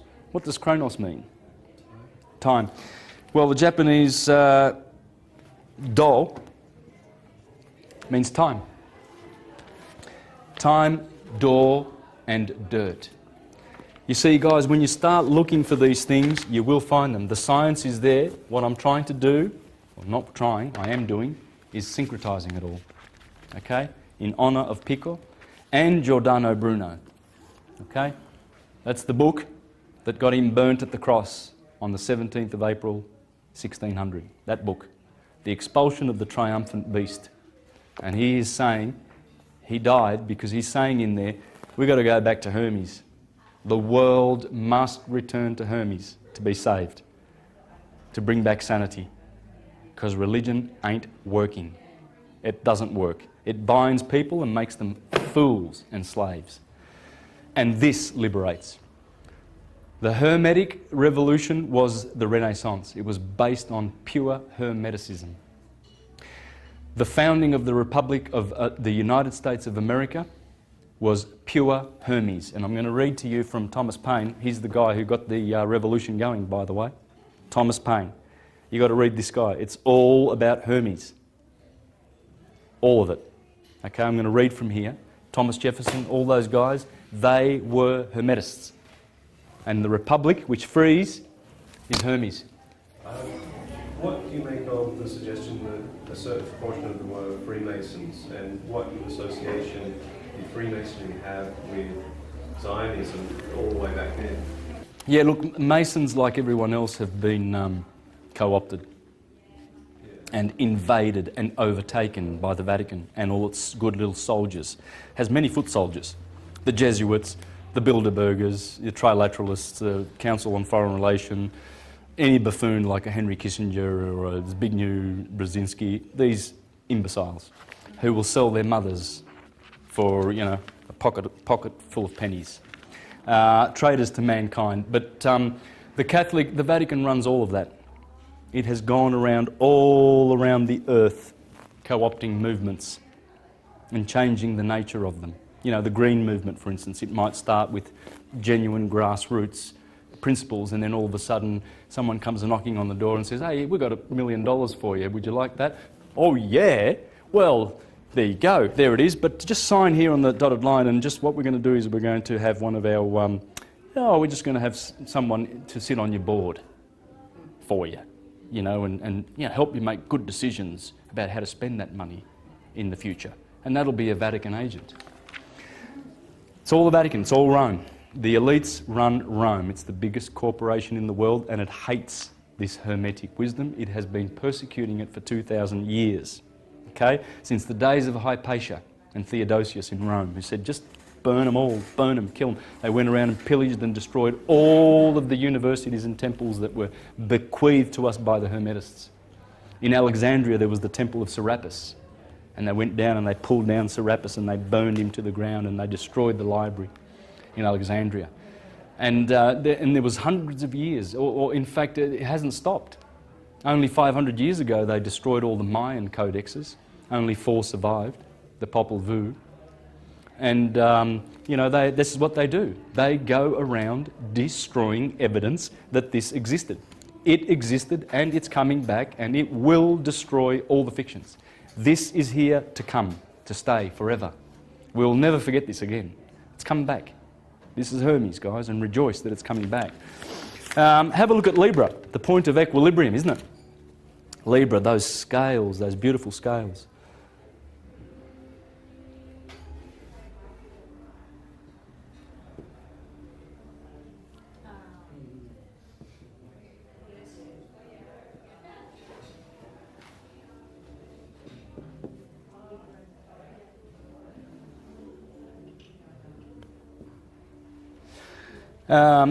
You see,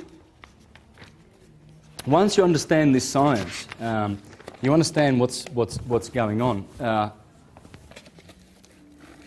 In the body of the human being is something very special that's going on. And that would be that. You see? Aries at the head. And the sine waves goes through the scales of Libra. Look at the glyph for Libra. I mean, it's sitting there where 6 p.m. is and September the 21st. It's the beginning of the Red Sea. Right?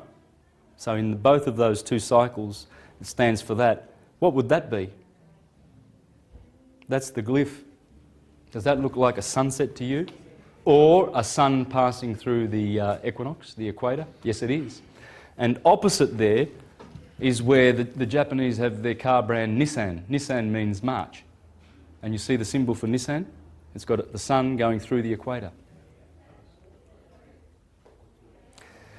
These are things to look out for. The sun.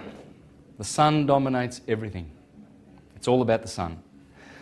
In fact, that's a painting there, famous painting that an Englishman did down in New Zealand about 150 years ago. And what you can see, that's a tattooed warrior, okay? And you will notice that the lines on the top of the face here, this all has to do with sun worship. This is the sun, just like this mask is. And you see you'll have 13 lines down one side and 14 lines down another side. 13 times 14 equals 182. Any idea what 182 is all about? It's solar science, pure science. Well, it's a half of the year, exactly. Okay? It's a half of 365 days. And what it's representing is 1/2 of everything of the year. Now, but it's a symbolic number. It's not actually accurate because this half of the year is exactly 187 days long, and this one is 178 days long. Did you know that? Yeah. The sun above the horizon takes 187 days. And below the horizon, it takes 178 days and a quarter. Marcus Manilius, in his wonderful poem, he talks about this when he says, take note that the crab and the twins and the bull all rise upside down. Because he said, these signs, where Sirius is, Sirius, and these signs, he says, they are slowing down the sun. You see? They drag and pull on the sun. That's why they come up, upside down. This is poetry. It's not scientifically accurate. But what's going on is this. You see, this guy's telling you that there's 182 days, and it's from the solstice through the equator to the other solstice. Or this line here would be the equator, the equinoxes, and this line here would be the solstice. And so I'm not sure which way it is, but that's what it's talking. This is also talking about solar science. You'll notice that there's different amount of numbers on this side as opposed to the lines on this side. Okay, they're doing that. It's not a mistake. It's deliberate because it's trying to encode special formulas for the sun And you know, like the Korean flag is doing the same thing, really. You know, I think it goes that way. Spirit, fire, and matter, water. It's telling you the same thing. Fire, earth, air, and water. So, and the reason for this now, it's easy to work out when you know that on January the 4th, the Earth is at perihelion with the Sun. It's 4 million miles closer to the Sun than at July the 4th. So where would January the 1st be? Let's have a look now. We've got 21st. January the 4th would be around about here, and July the 4th would be around about here. That's perihelion.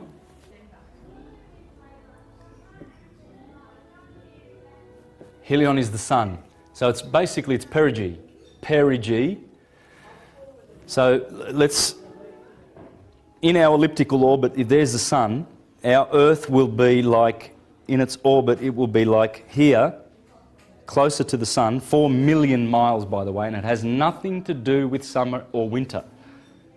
That the Earth being closer to the Sun down here in July the 4th,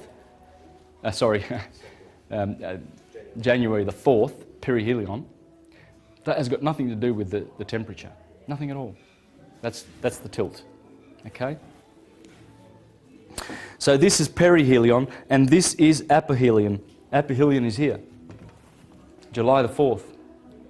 You know, when you get all your Independence Days, all countries around the world celebrate, whether it's Canada, you know, Venezuela, whatever, many countries around the world have their independence over here because the Sun is conjuncting Sirius. Sirius is the one who gives independence and freedom.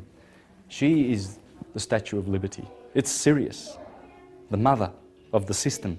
She dominates the whole star system that we're in. Okay, so that's why there's drag. Obviously there's drag because if we're in a binary with Sirius, this is how it would work. There's Sirius and there's our Sun, and we have an elliptic orbit, right, that we go around. Sirius also does this,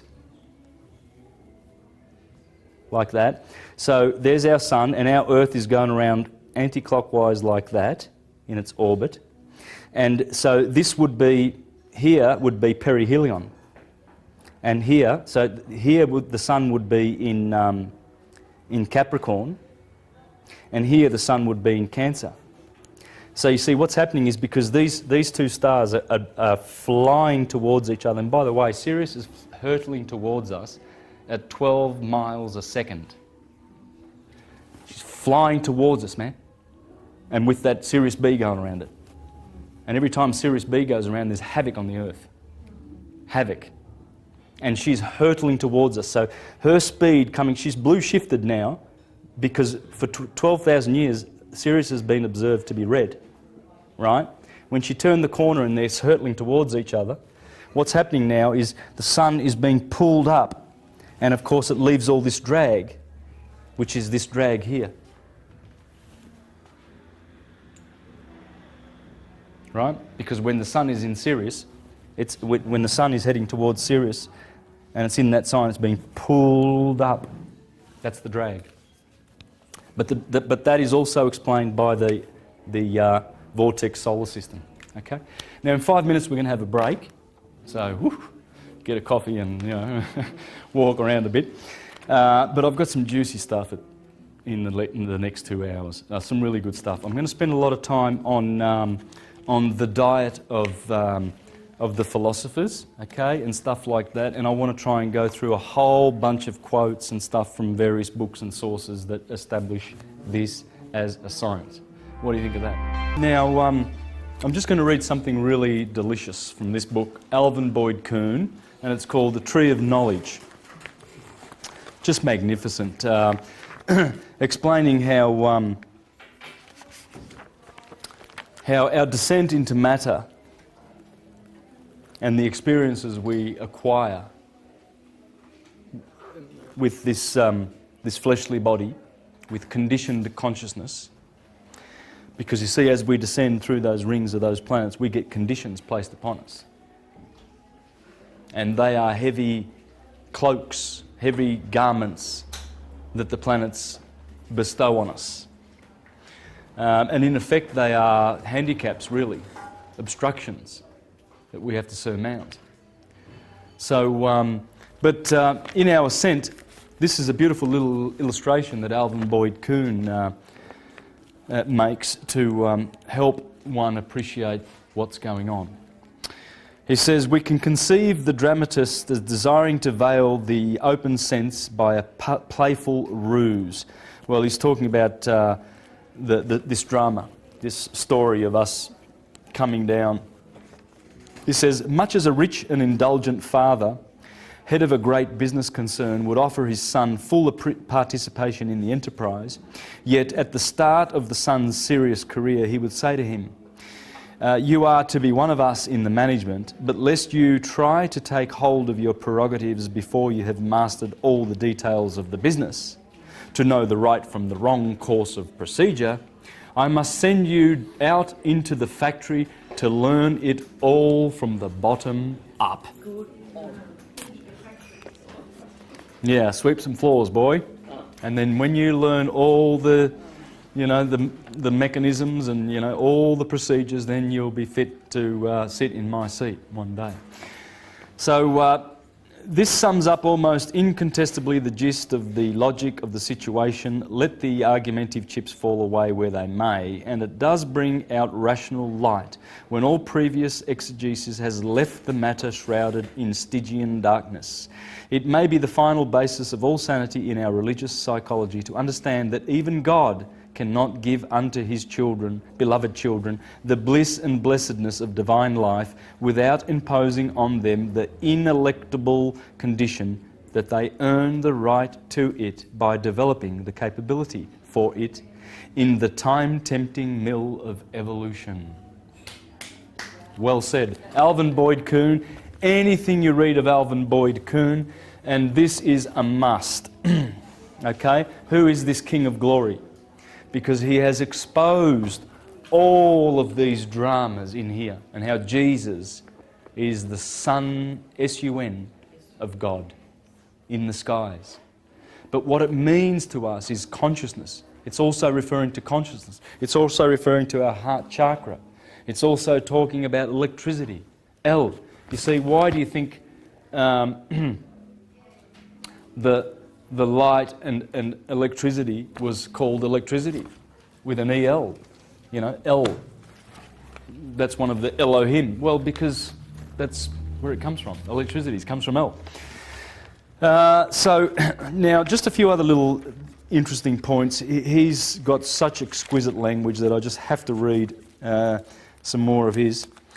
The artistry of ancient allegorism caught the world at a low point of its intelligence and mired the interpretive mind in Christianity in the worst slough of misconception ever to afflict the human fancy.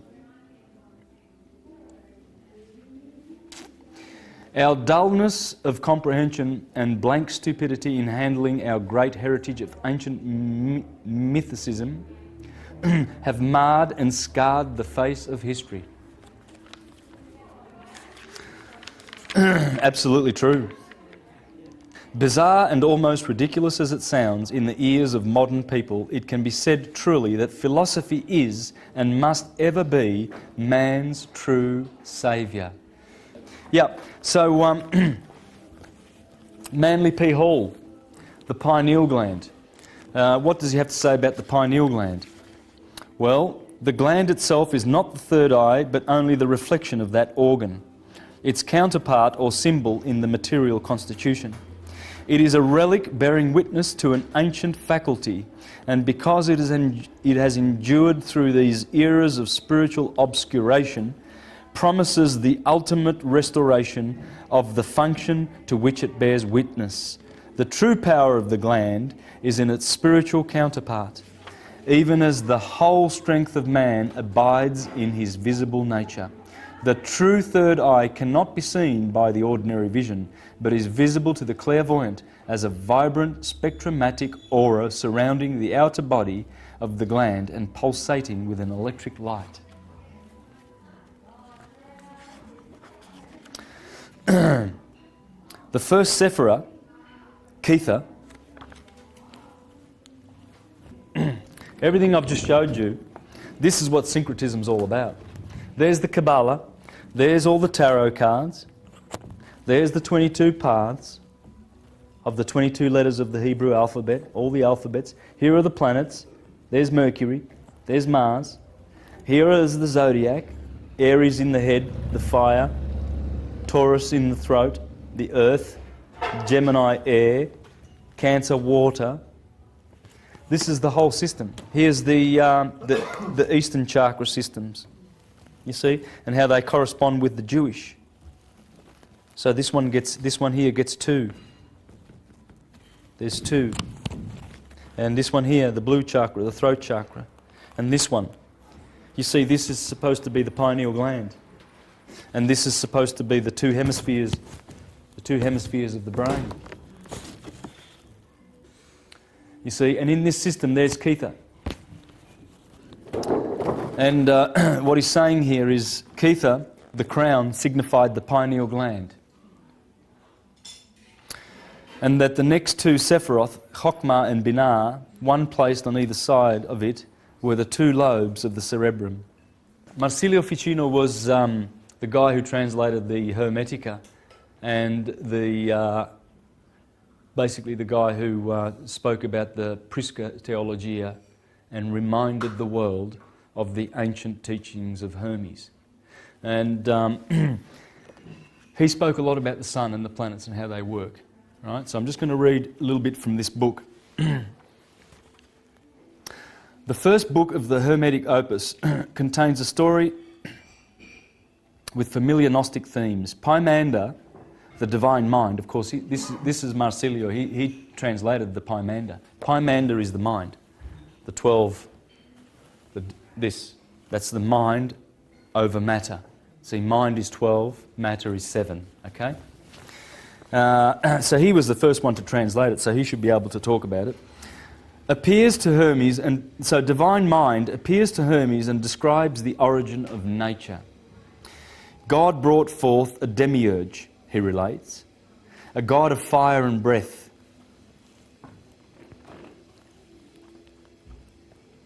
who fashioned 7 governors, who envelop with their circles the sensible world.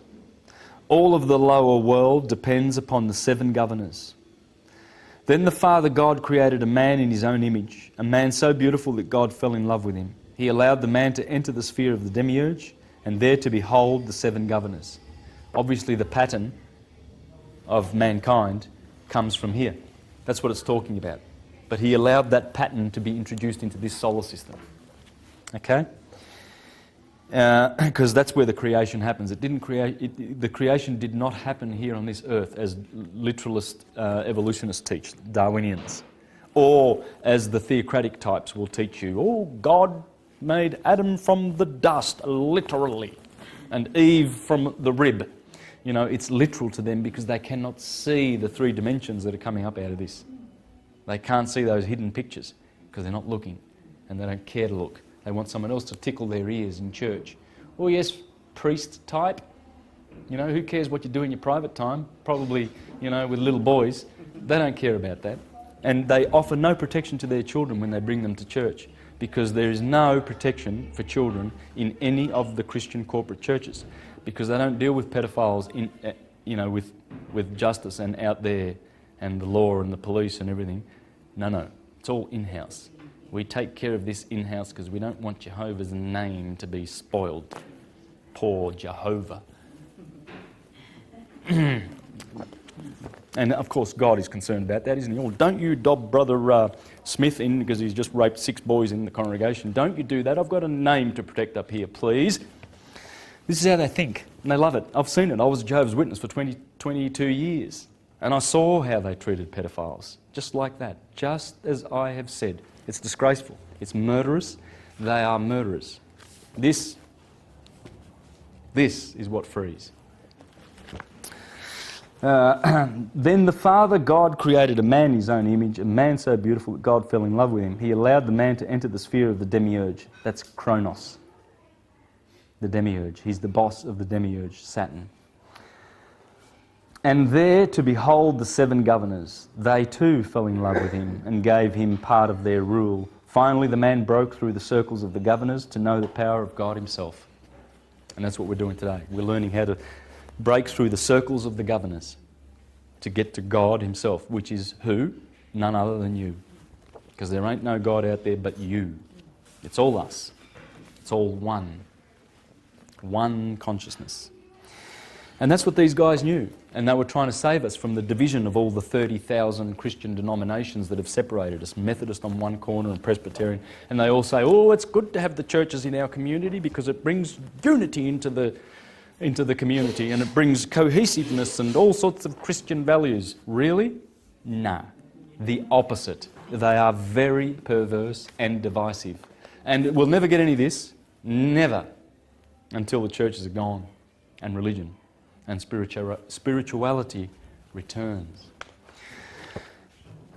Gifted with all of this power and knowledge, the man realised to nature below the beautiful form of God, and nature loved him, having seen his beautiful features reflected in the water and his shadow on the earth. The man too saw a form like his own reflected in the water and wished to be united with it, a wish immediately accomplished. Nature and man were united in love. Chaos and eros. Love and chaos. Thus, mankind has a double nature, mortal in his body, immortal in the essential man. His mortal nature is under the dominion of the planets, but his immortal nature is not. That's reading from page 56 of The Planets Within of Marsilio Ficino. Now, the Red Sea is your blood. Alvin Boyd Kuhn again. Turns up in all the interesting books, this guy, because he writes them. And these are the books that you shouldn't read if you go to church. Because you'll get all confused and the devil will pull you away from church now, he will. And he'll deceive you. And he says here, for if Proclus is right, those infinite points of light are the scintillating brain cells of the mind of God. It is declared that a normal human brain has 4 quadrillion brain cells. We can generously allow God a few quintillions at least. That's what astrology is. It's studying the anatomy of God. God being the physical universe. You see, in this Hermetic system there are 2 gods. There's the causal God who remains still. And that God there is probably best described by Pseudo-Dionysius when he talks about this wonderful cause. Let me just share a little bit from here. He talks about divine names, okay? Because this guy is a Neoplatonist of the 4th century, and he's not going to put a name on God.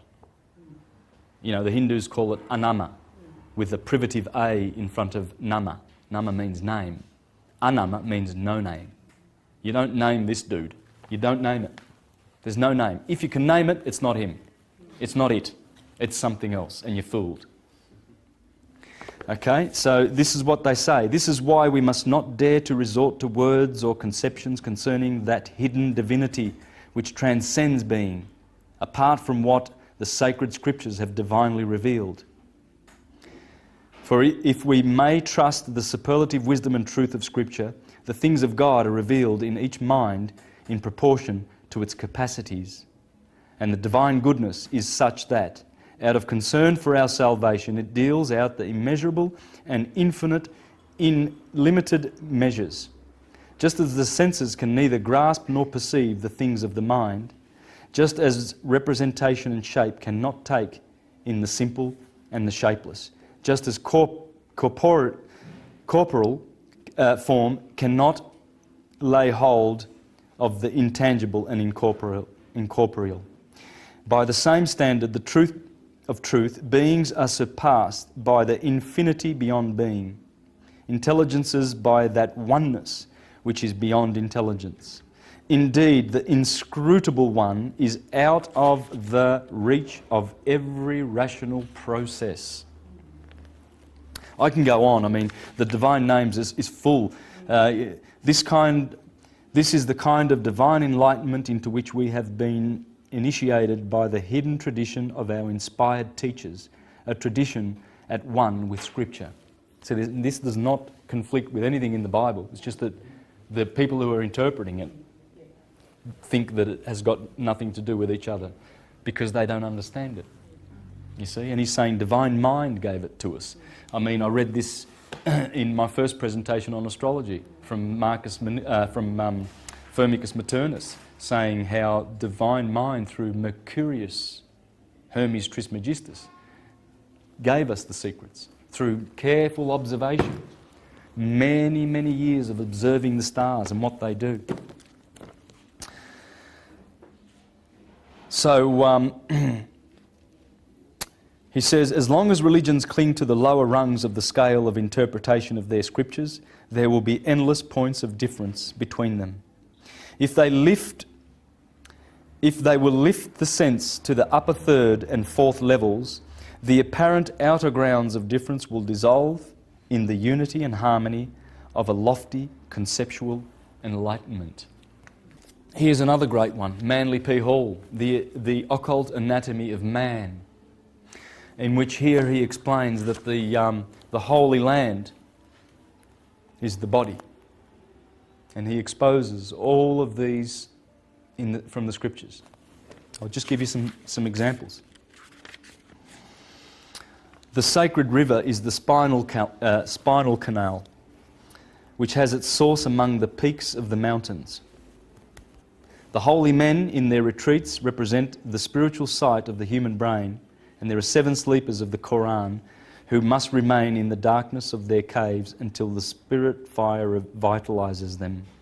The brain is the upper room referred to in the Gospels, where Jesus met with his disciples. And it is said that the disciples themselves represent the 12 convolutions of the brain. It is these 12 convolutions which later send their messages by means of the nerves into the body below to convert the Gentiles or preach the gospel in the Middle Earth. You see? So Jesus is up here, the king, and the 12 convolutions of the brain. And through the nervous system, he sends his disciples to go preaching to the Gentiles below. And the Gentiles are down here in Sodom and Gomorrah, because that bottom chakra, where sodomy happens, is called Sodom. And the one above is Gomorrah. You see, it's the Holy Land. The Jordan is here, it's in the head.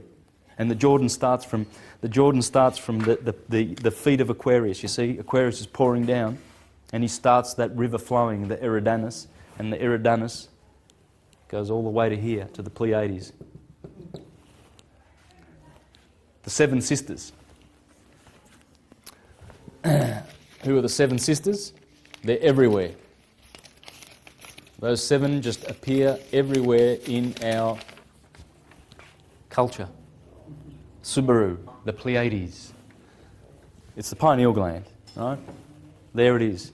And that's the Eridanus. You see, so John the Baptist, January. Janus is John. That's just John. Don't be fooled. This month used to be called the baptism month, because as the sun climbs up from the 25th of December here, he gets a hell of a baptizing by January the Baptist, the water bearer.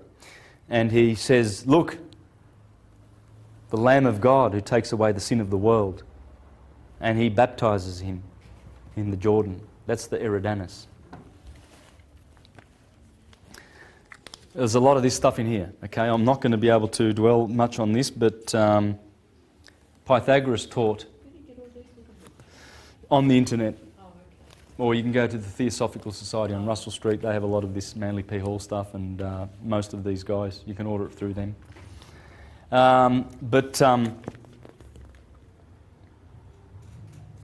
Pythagoras said that that the head of the human being is where the northern stars are. And that's where Cephas is. See, Cephas, right, is in the constellation of Pisces over here. Cephas. That's another name for in the Bible for the Apostle Peter. Jupiter.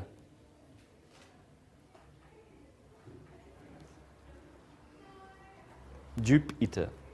That's Peter. Peter. And this is the head, you see, according to Pythagoras. And also on the throne there is Ursa Major from here, you see. They all, Ursa Major and Ursa Minor, they all are close to the throne of God, which is all the stars that encircle the northern pole in the northern hemisphere. That's it there. Polaris is right at the top. It's an acupuncture point. Polaris is right here. And the whole system, this is the dome. You see when you go to the Vatican, you see this dome. Well, that's what it's telling you. That's Polaris in the centre. And all the rest is, all of those stars, they don't set. That in the northern hemisphere, they don't set. Just like our Southern Cross does not set. We see it annually in the skies. It never sets in Australia. Right? So the northern star, that describes a circle, which is 30 degrees from the Polaris, or 30 degrees from the centre. Everything that is 30 degrees from that, that's Mount Meru, Shambhala. That's Mount Zion. That's where Cephas rules.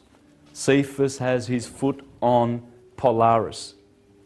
He stands there like that for 3,000 years, man, and he rules this particular age that we're in, of Pisces.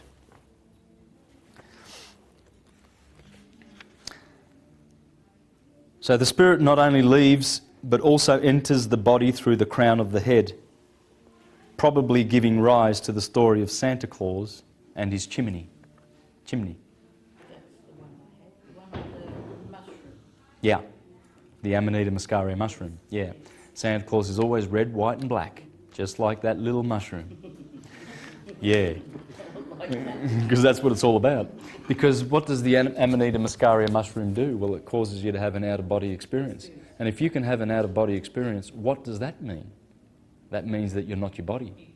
Now, they don't want you to know that, do they? The Vatican has spent so much money in putrid, filthy, lying propaganda to make us believe that we are a society of slaves that are our bodies. And those bodies can go out and get a career, get a job, get a sports career. Or let's pay, let's pay David Beckham $40 million for 1 year to go to Galaxy, or whatever. So you see all these sportsmen who are getting $100 million a year. And then you see 2 billion of our brothers who are starving to death. And these sportsmen love to get on these Fox, lifestyle shows to show their, beautiful mansions in Doubleday, Sydney. And, oh yes, I've got a $5 million house in Australia, I've got a $6 million house in Liverpool. Some of our Australian soccer players, do this. Yeah, and I think to myself, you buffoons. You buffoons. You think you're your body, do you? You think you own the molecules that have assembled your house in Doubleday, do you? Well, this is the sad story for these people who have descended and gotten themselves entangled. Entangled because, you see, when we come down here, we already make our pact not to be deceived by the priest and the salesman on every corner. And you look around, man. You go to the city, Melbourne, you see the priest and the salesman. The biggest and the best buildings are the cathedrals and the banks. And they work together. The bullion brokers and the people who put the spell on the money. They must put their spell on the money, and they work together, and they always have. And this cabal is about to be undone. By what? By our consciousness. All evil destroys itself like a cancer. It will eat itself until it is finished and consumed. Just watch how the Rockefellers start killing the Rothschilds, and the Rothschilds start killing the Morgans and the Schiffs and the Warburgs, and you watch what happens now. You'll see heads are rolling because Saturn, here, the guy that they pay so much homage to and harvest his energy to enslave the rest of mankind, is going to give them a bit of justice. The two lobes of the cerebrum were called by the ancients Cain and Abel. Cain, Abel. Male, feminine. This guy kills this guy. In fact, that's why they won't let you write with your right hand. You see, because the left brain is masculine and it dominates this hand ruled by Mars. That's Mars, this is Mars. This is the killing hand, you see. If they can get you, and if they see you working with your sinister hand, left hand, they soon smack that out of you and you're writing with your right hand. Yeah, to keep you really unbalanced, rather than teaching us to be ambidextrous, right? Or perhaps if you're inclined to be left-handed, we'll go for it, and that will balance out the two hemispheres. They want us in here, because this fella, he sees the trees, he don't see the forest. Okay?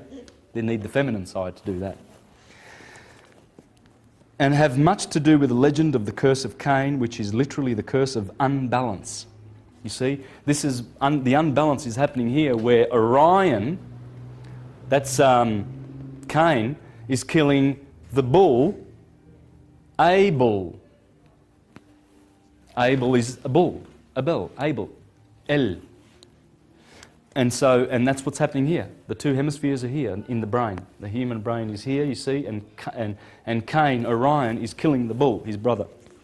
And that's the unbalance, or the spirit of equilibrium. For the murder of the spirit of equilibrium, Cain is sent forth a wanderer upon the face of the earth. The spinal cord is an elongation of the brain, and some authorities even claim the cord to be capable of intelligence throughout its entire length. This cord is the flaming sword which is supposed to have stood at the gates of the Garden of Eden. The Garden of Eden is in the skull, within which is a tree bearing 12 manner of fruit. Remember I said this is the Garden of Eden. It can't be here. This is where all the vital organs are of the body, and these are the best of the vital organs. This is the heavens, the earth, and hell. Right? Huh? Da, da. And so there is where all the good stuff's happening. In fact, Aries is the mid-heaven. I discussed that in my astrological presentation 2 weeks ago, where this guy explains clearly that the ancients gave us the chart of the universe, the birth chart of the universe. And in that, Aries is the head. Because it is. It's the mid-heaven, rather, not the head.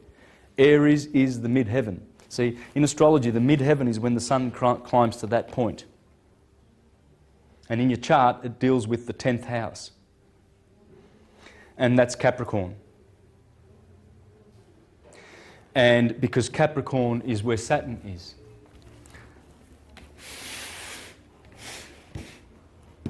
Saturn. So the 10th house, you see, although the houses go down from the ascendant, they go down this way. That'll be the first, second, third, when you're doing your astrology.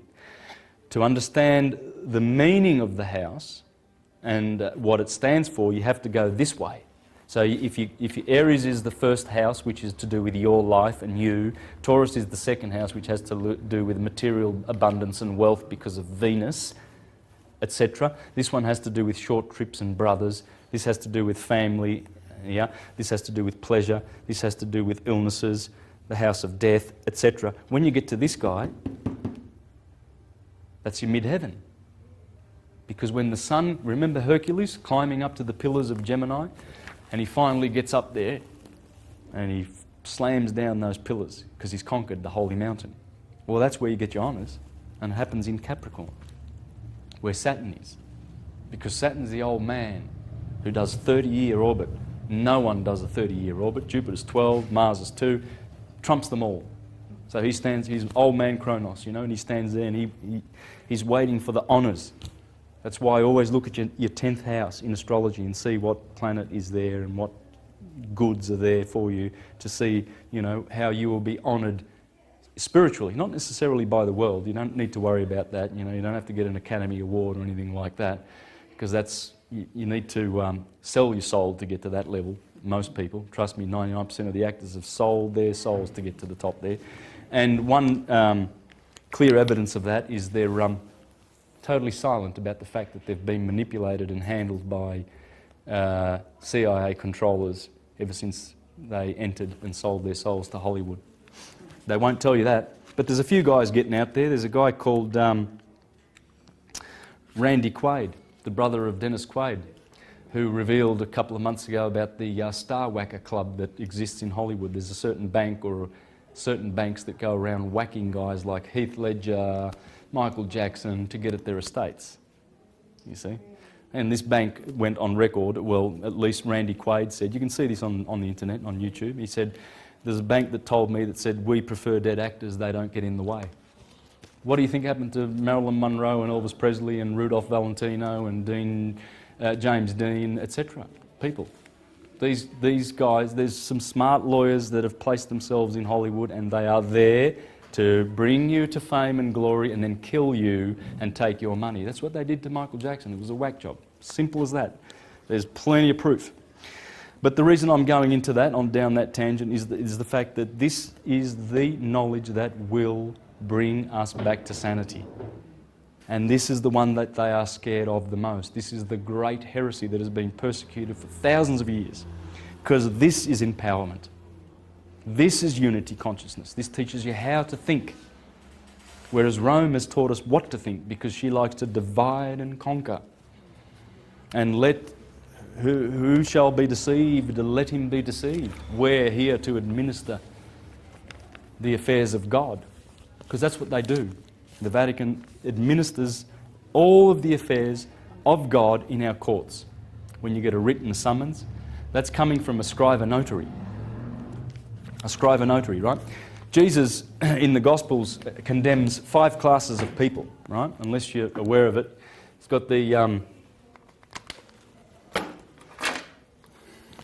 got the Sadducees. I'm spelling this wrong, I know that. Please don't pay. The Pharisees, the scribes, lawyers, and tax collectors. That's it. And who are they? Are they still around? Oh yeah, you better believe it. These guys, scribes,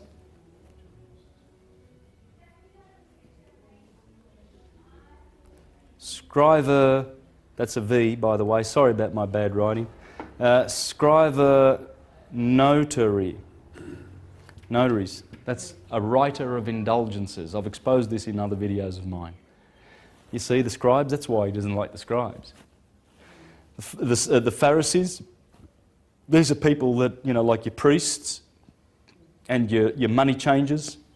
These are the money ones. These are the law guys. These are the guys who get big educations to go into politics, you know, like your John Howards and your Rudds and Gillards and these creeps to run us. And you know what? They're lawyers. Oh yeah, they study law because they want to bind you. And they know how to bind you. It's called statutory legislation. It's not the law of God. We're only bound to one law, and that is don't hurt anybody. If we are all one, why are they like that? Because they've divided us. This unites. They have divided us. The elites that are doing this, dividing us, are causing you to have your label, you know, Jehovah's Witness, Mormon, Pentecostal. So we will go back to one then too. If this doesn't take over the whole planet in the next 10 years, it's all over. Okay. It's coming back. It will come back. Hermes has always promised to come back and return. Okay? One only needs to read the Lament of Hermes, right, from the Hermetica, where Hermes predicted, and so did Hesiod, by the way. Actually, I'll read these. That's why I brought these along, because you know, I don't know. I've done all my notes and I'm happy. Now I'm just sort of leaving this time to sort of deal with loose things that I brought along. Okay, so because it all pertains to the holy science, as above, so below. When you know above where all the planets are and what they're doing, you know below. And you know what's going to be happening for you. This is what, in Works and Days by Hesiod, he said, notwithstanding this, he was talking about the Iron Age, for now truly is a race of iron. He just explained the Golden Age, the Silver Age, the Bronze Age, the Hero Age, and the Iron Age. And he says this, "And the gods shall lay for sore trouble upon them. But notwithstanding, even these shall have some good mingled with their evils. And Zeus will destroy this race of mortal men also, when they come to have grey hair on their temples at their birth. The father will not agree with his children, nor the children with their father, nor guest with the host, nor comrade with comrade, nor will brother be dear to brother as aforetime. Men will dishonour their parents, and they will grow quickly old, and will carp at them, chiding them with bitter words. Hard-hearted they, for not knowing the fear of the gods. They will not repay their aged parents the cost of their nurture.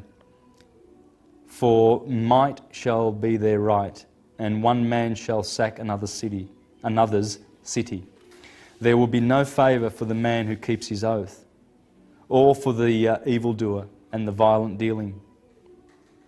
Strength will be right, and reverence will cease to be, and the wicked will hurt the worthy man, speaking false words against him, and will swear an oath upon them.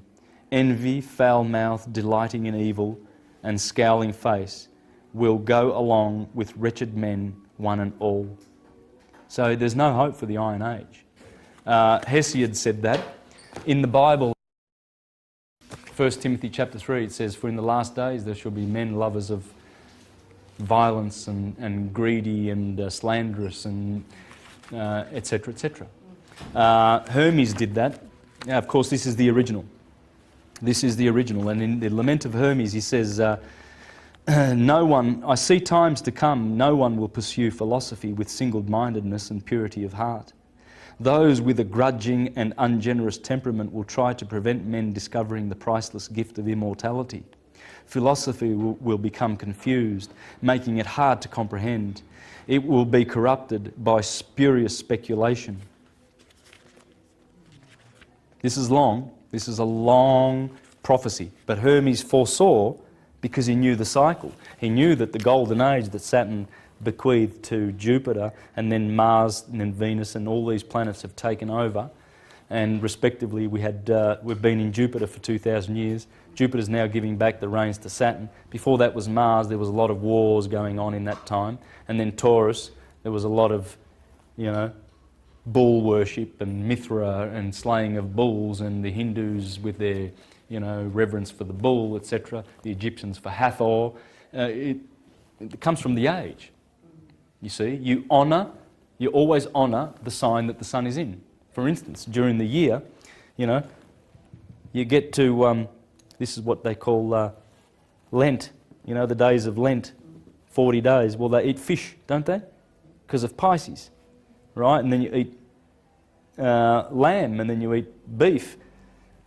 You'll see that you just look at the holidays of the religions and what they're observing, and you'll see that it all goes in with above.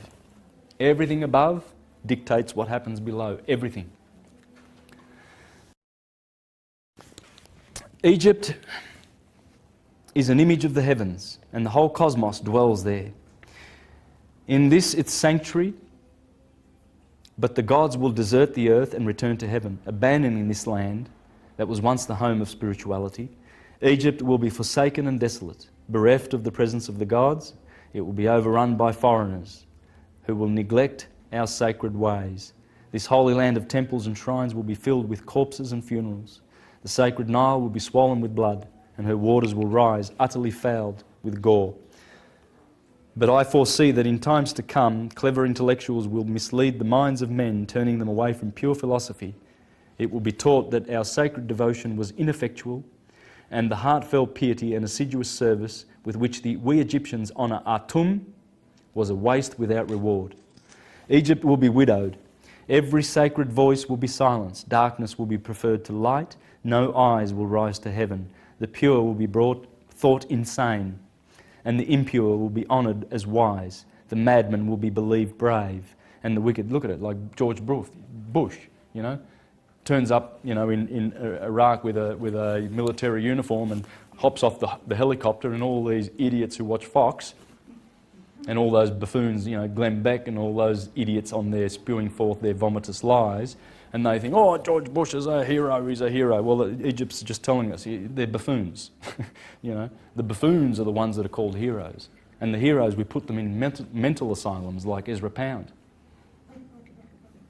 The true heroes, the true aristocratic, spirit-loving, wise philosophers, they get thrown into mental asylums.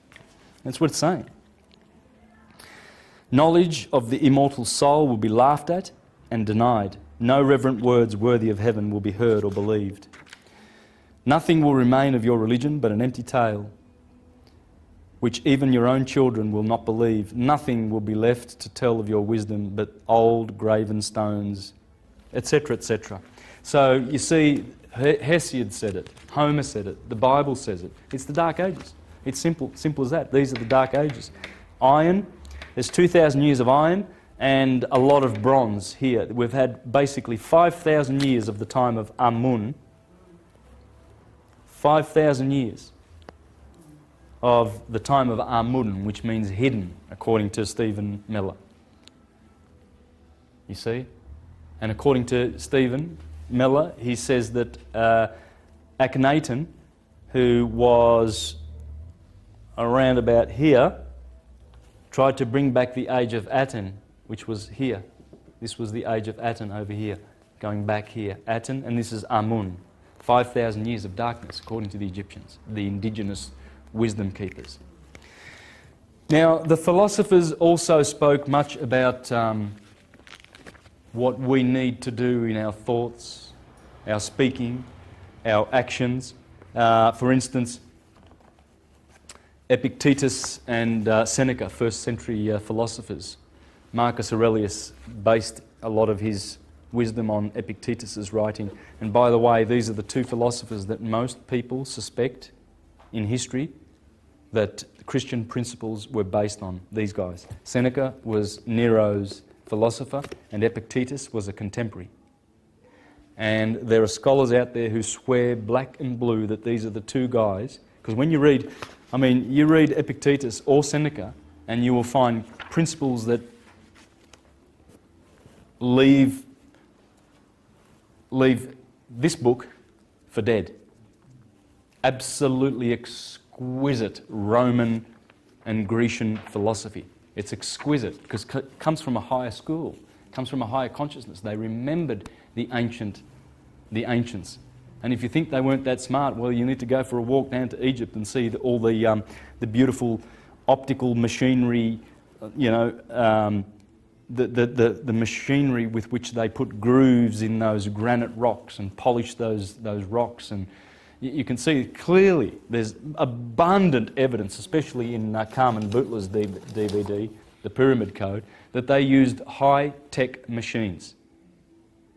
Optical precision, laser precision machinery. Stuff that we don't even know about yet. We still have not discovered. It is impossible to make a pyramid like they did. It's absolutely impossible. You can see it. Anyone with a half a brain can work that out. It's impossible. Who did it? Well, the higher consciousness. The higher ages did it.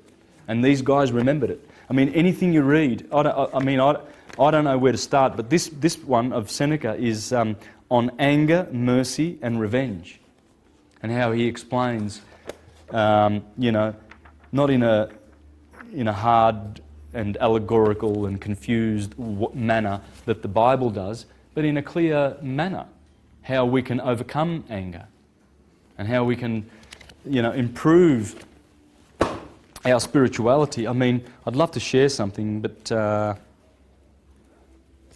think I'll press forward. Because what I want to discuss is the diet of the vegetarian philosopher.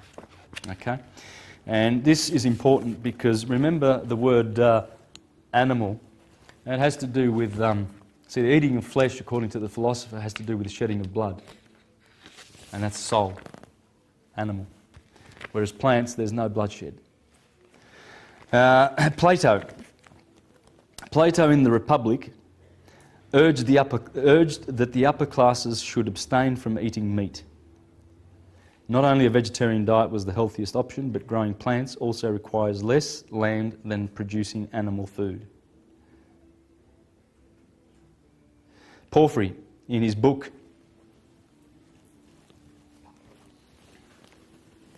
this is a Thomas Taylor version, right? Porphyry. His 4 books on abstinence from animal food. You know, they burnt his books in the 3rd century, Porphyry, because he wrote against the Christians. And Celsus did 100 years before him. Those books must be read if you want to understand who Christianity really, really is. This false, rubbish, Antichrist Christianity on the scene in your churches, in the community. It's absolutely the Antichrist, because this is the true Christian religion, based on science. It's not based on any kind of hocus pocus that they're teaching in the churches. Porphyry said that the concept of justice should be extended to animals, as justice in this case means not to commit unnecessary murder. Most of meat eaters justify their choice by claiming that animals are irrational and therefore not subjected to the same moral rules. But Porphyry refutes this argument by saying that this is not a reasonable thinking, as there are humans who lack rationality and yet they are protected by moral rules against murdering solely for being humans. Thus, Porphyry says that it is not completely accurate to believe that animals are irrational, as they have memory, sensations, fellow feeling and prudence. The fact that they cannot communicate properly their reasoning does not mean that they shouldn't be treated with justice. If a person comes from another country and speaks a different language, this person shouldn't be punished because others cannot understand what he or she says. Marsilio Ficino, the guy who we just spoke about, the Renaissance master, said, he argued that a vegetarian diet could help a person elevate consciousness and purify the body. He encouraged his followers to become vegetarians and abstain from anything that could enslave the senses, such as the kind of bodily pleasures that could dominate the mind. Plutarch, in his tractate on the eating of flesh, he argued that people are not naturally carnivorous, but gluttony makes them cruel, as the desire to please the senses with the taste of flesh becomes more important than the life of other living creatures. Allowing animal slaughter unnecessarily only indicates that men are being dominated by their bodies. In accordance with the Platonic philosophy, Neoplatonists defend that the mind should govern men's principles. As the use of intellect, it is one of the things that differentiate humans from animals. And when the bodily instincts take over, men are usually corrupted. So the only reason why people do not want to give up eating animals is because eating flesh pleases the senses. A true philosopher must be above the senses and must not allow the instincts to overshadow the principles. Leonardo da Vinci, in letters exchanged with friends, usually mentioned piety for animals. He was a vegetarian, of course. And it is said that he bought birds at the market only to set them free. As a good Neoplatonist, Da Vinci assumed that killing animals just to satisfy one's desires for flesh was absurd. It attests to the incapability of having control over the senses. Plato called this kind of behaviour tyranny of the senses. With the intellect, when the intellect learns that something is morally wrong, but the physical body ignores this principle in the name of its satisfaction. Plutarch says, "We can claim no great right over land animals which are nourished with the same food, inspire the same air, wash in, drink the same water that we do ourselves, and when they are slaughtered, they make us ashamed of our work by their terrible cries. And then again, by living amongst us, they arrive at some degrees of familiarity and intimacy with us." He goes on to say, Plutarch, in his essay on flesh eating, "If they could now assume consciousness and speak, they might exclaim, 'O blessed and God-loved men who live at this day, what a happy age in this world's history has fallen to your lot, who plant and reap an inheritance of all good things which grow for you in ungrudging abundance. What rich harvest do you not gather in? What wealth from the plants, from the plains? What innocent pleasures is it not in your power to reap from the rich vegetation surrounding you on all sides? You may indulge in luxurious food without staining your hands with innocent blood. While as for us, wretches, our lot was cast in an age of the world the most savage and frightful conceivable. We were plunged into the midst of an all-prevailing and fatal want of the commonest necessities of life from the period of Earth's first genesis. While yet the gross atmosphere of the globe hid the cheerful heavens from view, while the stars were yet wrapped in a dense and gloomy mist of fiery vapours, and the sun, Earth itself, had no firm, regular course. Our globe was then a savage and uncultivated wilderness, perpetually overwhelmed with the floods of the disorderly rivers, abounding in shapeless and impenetrable morasses and forests. So what he's saying there is the animal feels, what a time to be alive at this, the worst time in which humans just come along and just rip your head off and eat you. That's from the point of view of the animal. Nothing puts us out of countenance, not the charming beauty of their form, not the plaintive sweetness of their voice or cry, not their mental intelligence, not the purity of their diet, not superiority of understanding. For the sake of a part of their flesh only, we deprive them of the glorious light of the sun, of the life for which they were born. The plaintive cries they utter we affect to take to be meaningless, whereas in fact they are entreaties and supplications and prayers addressed to us by each which way. Is it not the satisfaction of your real necessities we deprecate? It is not the satisfaction of your real necessities we deprecate, but the wanton indulgence of your appetites. Kill to eat, if you must or will, but do not slay me that you may feed luxuriously. So in other words, the animal's saying, I don't begrudge you, you need to eat. But must you slay because for your better eating? You've already got eating. There's already food out there. There's cherries and apples and bananas and carrots and pumpkins. Why does blood need to be spilled? This is the thinking we might have to address if it concerns us. Alas for our savage inhumanity. It is a terrible thing to see the table of a rich man decked out by those layers of corpses, the butchers and cooks. A still more terrible sight is the same table after the feast. For the wasted relics are even more than the consumption. Have you seen this? I'm privileged to be able, I'm a musician, a professional musician, so I get to do corporate functions, So, you go to a function of, say a bank break-up party at the end of the year or something, right? And you see all these diners and all these intellectuals that go to celebrate the corporation, you see, and I get to play and watch their behaviour. And I see how much food, they've got the choice of grapes and watermelon and all sorts of carcasses. They bring out fish and they bring out meat and they bring out all sorts of food. And as Plutarch says, the wasted relics are even more than the consumption. And yet people are starving to death on this planet.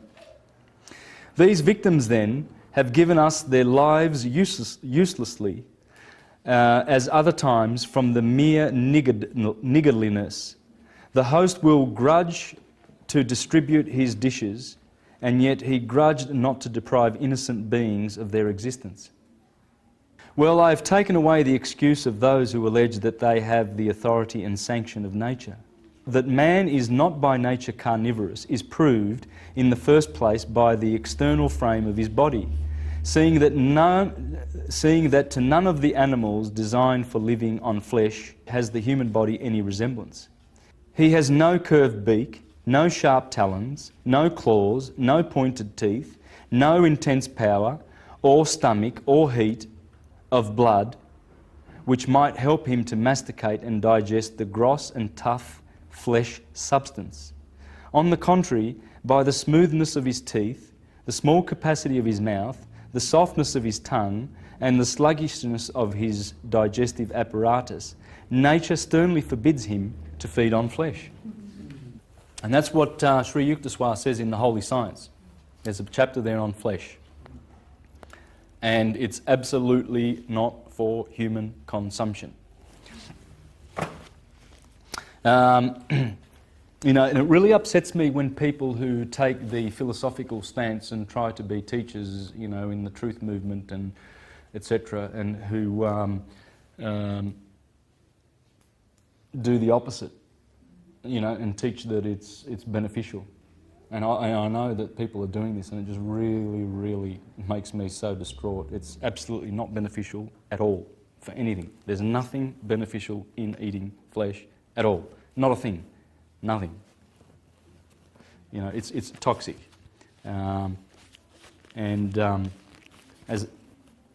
As they say, it's, you know, it's a waste of soul, animal being soul. But anyway, this is the thing that is more one studies and deepens his level of appreciation of the spiritual and the metaphysical of all of this, the more one then sees the need to adapt. You see, there are many things that we can do. Now this establishment, Magpie House, is dealing with yoga, right? So George is teaching yoga, and this is a physical and spiritual thing to practice. It has both benefits. You see, physically the yoga is just a magic for the body, but it's also a spiritual thing. You see, and this is why a lot of churchgoers will say, "Oh, yoga, oh, that's from the devil," right? It's from the devil. Yoga, you know, stretching, and filling your mind with good information is from the devil. But you see, these are some of the things that we need to look at. Are we exercising and stretching with the good food that we eat, the good light food? Because raw food, and if you can add more raw food into your diet, you get more light, right? Because it hasn't been burned, cooked, grilled, roasted, fried, or anything like that. You see, which actually destroys the enzymes in the food. But you know, things like yoga is all about stretching. You know, it's just getting all the joints moving and stuff like that. Dancing is a good way to do yoga. You know, grab a partner and do half an hour a day or something like that. Because the more light food that you eat, and that's LIGHT, raw food, the more your body can use those atoms, because they haven't been destroyed. You know, they haven't lost an element like an electron, which is what causes free radicals. You see, and processed food is like that. That's why they cook it to death. It's fried, and cooked food is actually destroying the food, the goodness of the food. As you grow with this knowledge of the, and by the way, Prisca theologia is not saying that only ancient knowledge is useful and no new stuff. I mean, you know, there's new information that is handy too. It's timeless wisdom. It's not Prisca as in ancient, it's timeless.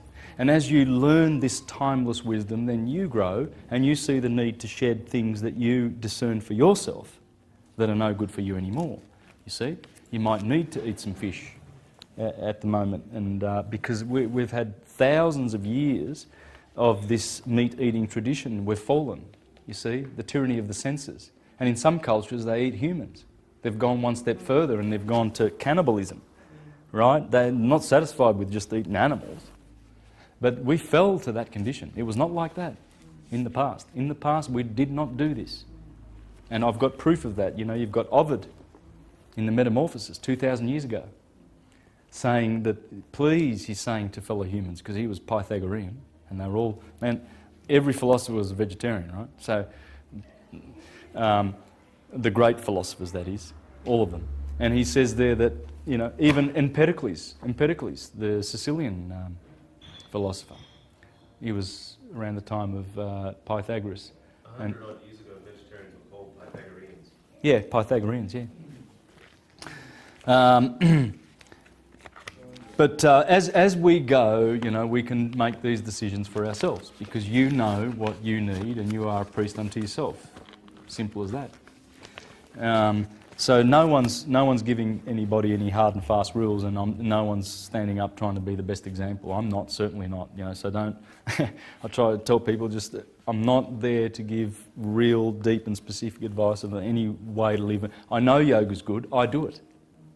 I practice my own yoga at home. I do my own stretches and look after. I feel which muscles need, a stretch, elongation. Where I might do a little bit of dancing to relax or something like that. Breathing is very, very important to learn how to breathe. Unfortunately, a lot of people are breathing incorrectly, right? You see them do this, they suck in here and they breathe in here when they're breathing in. That doesn't make sense. If you blow into a balloon, it expands, right? So when you're drawing in, everything should be just going straight down through the diaphragm, right down the bottom. It should be sort of going all the way down to the feet, if you can. Just envisage the breath going down to the feet almost, and expansion. And then when you blow out, then you can contract. But I can see people's breathing from a long way away. I can see whether they're breathing correctly or not. That needs to be corrected first, because once you can get... and there is a philosophical school that suggests that you've been given a certain number of breaths. Yeah, you've been dished out a certain number of breaths, and once they expire, you expire. That's what they say. So they teach, and I think it's in the East where they say, so breathe slowly, because you're going to live long. Yeah. And you'll find most of these geniuses and most of these great inventors. Francis Crick, for instance, discovered DNA on LSD. Okay? This is why the likes of Aldous Huxley and Timothy Leary, advanced the idea that, we need to try some good, mind-expanding, natural plants that have DMT in there. DMT is what the pineal gland produces, you see. Dimethyltryptamine, and it causes you to have visions. This is the visionary eye. Yeah, well, the war on drugs is basically, it's a confused war, because why would they be attacking plants that are just growing like psilocybin mushroom and plants that have DMT, when they should be going after George Bush, when he declares a war on drugs, he should be going after, your barbiturates and your what other sort of drugs that are bad, not lumping them in with entheogens, psychedelics and hallucinogens, and that's what they're doing. They're doing that because they are the ones who make the drugs. They are the drug traffickers, and they've been exposed many times. So I'm not just making this up. George Bush has got a big drug pushing cartel going, and that's why he has his war on drugs, so he can get funding from taxpayer money for it, so that they've got big police force, and they're all already taking care of the drug trafficking, and they can use that to disguise their war on drugs to get people who are taking cannabis, for instance, which is a mind-expanding drug. And this is what they do. They're all very, very clever. Now, just a little bit more. We've got Porphyry now. He says, it does not follow, if we have more intelligence than other animals, that on this account they are to be deprived of intelligence, as neither must it be said that partridges do not fly because hawks fly higher. Someone, therefore, may admit that the soul is copassive with the body, and that the former suffers something from the latter. It must be demonstrated, therefore, that there is a rational power in animals, and that they are not deprived of prudence. And in the first place, indeed, each of them knows whether it is imbecile or strong, and in consequence of this, it defends some parts of itself, but attacks with others. Thus, the panther uses its teeth, the lion its nails and teeth, the horse its hooves, the ox its horns, the cock its spurs, and the scorpion its sting. But the serpents of Egypt use their spittle, whence also they are called tuades, spitters. With this they blind the eyes of those that approach them, and thus a different animal uses a different part of itself to attack in order to save itself. They likewise change their places of abode at certain times, and know everything which contributes to their advantage. In a similar manner, in fishes and in birds, a reasoning energy of this kind may be perceived. So that's what the philosopher thinks, you see. And that's where that's where we're going. This is philosophy, because what is philosophy? Phil means love, and Sophia, she's a goddess of wisdom. Right brain. We love this. We love wisdom. Why wouldn't you want to be a philosopher? A lover of wisdom? Or you want to be a doofus? You know, the dunce on the block? You'd know. And this is the knowledge that grows that. Lucius Annius Seneca. That's the guy who we just spoke about. Seneca. He was a vegetarian. He said, "Many dishes have induced many diseases. Note how vast a quantity of lives one stomach absorbs. Insatiable, unfathomable gluttony searches every land and every sea. Some animals it persecutes with snares and traps, with hunting nets, with hooks, sparing no sort of toil to obtain them. There is no peace allowed to any species of being." You have a look at those little chickens that are cooped up, and they can only face this way. And they've got their beaks have been burned off, the pain. You have a look at your cows that have had branding on their faces. Have you seen the movie Earthlings, narrated by Joaquin Phoenix? Please check out Earthlings. I couldn't show that one here, it's too graphic. It's too graphic, but it shows how what scientists are doing to animals, you know, testing on chimpanzees and injecting them with all sorts of things. I think those animals are just waiting for the morning sun to come through the window so they can be injected with AIDS and, you know, all sorts of things that Bayer and Johnson & Johnson and all of these big pharma run by the Vatican. Yeah, we don't see it. We don't see what's going on in those laboratories, but you've got little chickens and little guinea pigs and innocent little animals.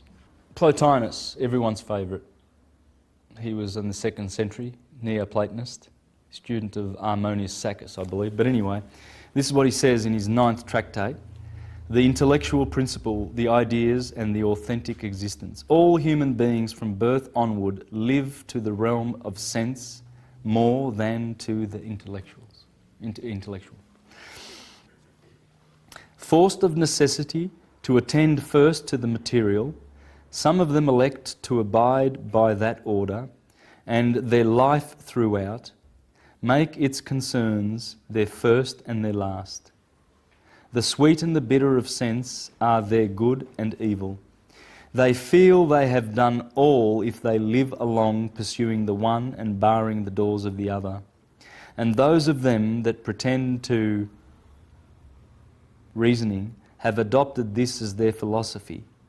They are like the heavier birds which have incorporated much from the earth and are so weighed down that they cannot fly high for all the wings nature has given them.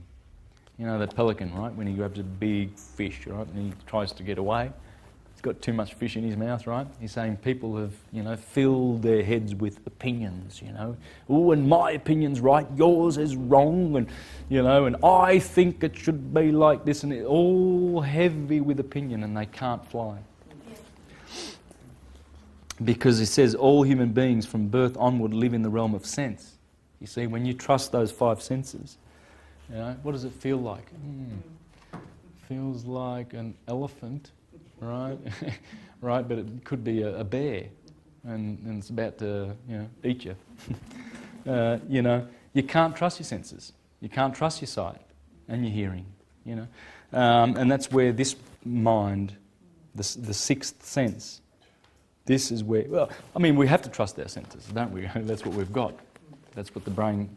I mean, I'm seeing you by virtue of my eyesight. So my brain's telling me that you're there. So I need that so I know who I'm looking at, right? But But these are pure. What is seen through the eye is not how it really is. It's the reality of appearances, you see. Just your perception, and everybody's perception can be different. That's right. Others do indeed lift themselves a little above the earth. The better in their soul urges them from the pleasant to the nobler. But they are not of power to see the highest, and so, in despair of any surer ground, they fall back in virtue's name upon those actions and options of the lower form, of the lower from which they sought to escape. But there is a third order, those godlike men who in their mightier power, in the keenness of their sight, have clear vision of the splendour above and rise to it from among the cloud and fog of earth and hold firmly to that other world. Looking beyond all here, delighted in the place of reality, their native land, like a man returning after long wanderings to the pleasant ways of his own country. You see, what they're saying is eventually the godlike one, or the one that looks for God, you know, the cause of it all, he just doesn't satisfy, he's not satisfied with studying effects. He wants to know the causes, you see. Then he returns back to that land. After he does mighty searches, he searches for the truth. And what is the other place, and how is it accessible? It is to be reached by those who, born with the nature of the lover, are also authentically philosophic by inherent temper, in pain of love towards beauty, but not held by material loveliness. You see that pelican? That loveliness of that fish, but it can't fly, so it gets killed. Taking refuge from that in which, taking refuge from that in things whose beauty is of the soul, such things as virtue, knowledge, institutions, law and custom, and thence, rising still a step, each to the source of this loveliness of the soul, thence to whatever be above, that again, until the utmost is reached. It's just exquisite. Plotinus's. Here is the Nag Hammadi Gospels. Okay, now they are hermetic. They talk about Jesus, but not as a historical person, because that's how Jesus should be spoken about. Jesus is not a historical person. In the scriptures, he is defined as the Logos. Remember? The Logos. That's where speech. See, this is the Father, the thinker. And then the Logos speaks forth, and then the Holy Spirit gets sent in Gemini to go and work. You see? So it's the Logos. It's the wisdom. It's just divine wisdom of Hermes. Everything that Jesus has ever said in any gospel can be taken directly from the mouth of Hermes. That can be proven. And it is. But there's a gospel called The Discourse on the 8th and the 9th. And that's what I'm encouraging you to read. The 8th and the 9th. That's talking about the 8 rings of the octave that we live in. So they were talking about that science in the Nag Hammadi documents. Okay? So I urge you to have a read of some of those if you're interested in knowing who Jesus really is, so we can put all this back into perspective, because Rome has told us that it's a historical person, and we will only have salvation by that historical person. I've proven with all my videos, not just this one, all my presentations, that is wrong. Jesus is, in fact, the spiritual essence of who we are. Oh, look, there would have been someone historically that would have taken that name, just like there would be a historical Jesus, if you like, because the mystery school that was around in the Middle East that was churning out Jesuses was operating until Titus came along and destroyed it. Remember Titus's arch? He commemorated the destruction of the Jerusalem, and they've got the Jewish menorah. Remember that? The Arch of Titus in Rome. Well, he commemorated that. the destruction, because what they did was they destroyed one of the Mediterranean's schools where you could go and be initiated. And in the initiation you had to go through ordeals, you see. So they were actually putting people on crosses. They were doing it. They used to do this in Egypt. You know, this is why Freemasons, you know, have got all their strange rituals. It's all based on this. This is Freemasonry. And they have to, you know, go through the ordeals just like the son goes through the ordeals, betrayal, and then, you know, blindfolded, and then killed, and then he's got to climb up and run away from his enemies, you know. Satan is always there, and then he's got to conquer. And then, you know, there's the sign of exaltation of the sun, and here is the sign where, etc., etc. Right? That's what we do in our ordeals. Now, in the Middle East, that's what they were doing. They were bringing people, you know, they had to carry their cross up the mountain, and then they had to be hung on the cross for 3 days. And when they survived, the initiates, they were given a new name, and usually that name was Jesus. There's the Jesus. That's how it was known. It was not a historical person. It's the spiritual person in you. It's your soul. It's who you are. And then when one has achieved this illumination, one then is able to have the crown chakra pierced, and he is an illuminated chief, an Illuminati. There it is. There it is. And that is, you know, the vision that St. John had in Revelation. The moon, Mercury, Venus, the sun, Mars, Jupiter and Saturn. All described in the first chapter of Revelation, where it says, I beheld the Lord, and his face shone like the sun. Well, that's the sun. And he had a sword that issued from his mouth. Well, that's Mars. Mars is the martial one. He's ready to fight at the drop of a hat. And he had white hair, you know, because he was the ancient one. Well, that's Saturn, old man Kronos. He's got white hair. It's all grey. He doesn't got any, you know, nice dyed hair. The belt around the paps. I mean, what's Jesus doing with, you know, with some nice little boobies? Well, and what's he doing with a belt around there, like a bra? So it's a bra, basically. Well, it's Venus. So he's describing in the first chapter of Revelation, and what happens is these are the 7 vowels of the creation, the 7 planets. These are the Elohim.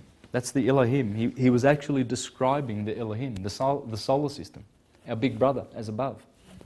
Whatever it does, we do. We've got the sun in here.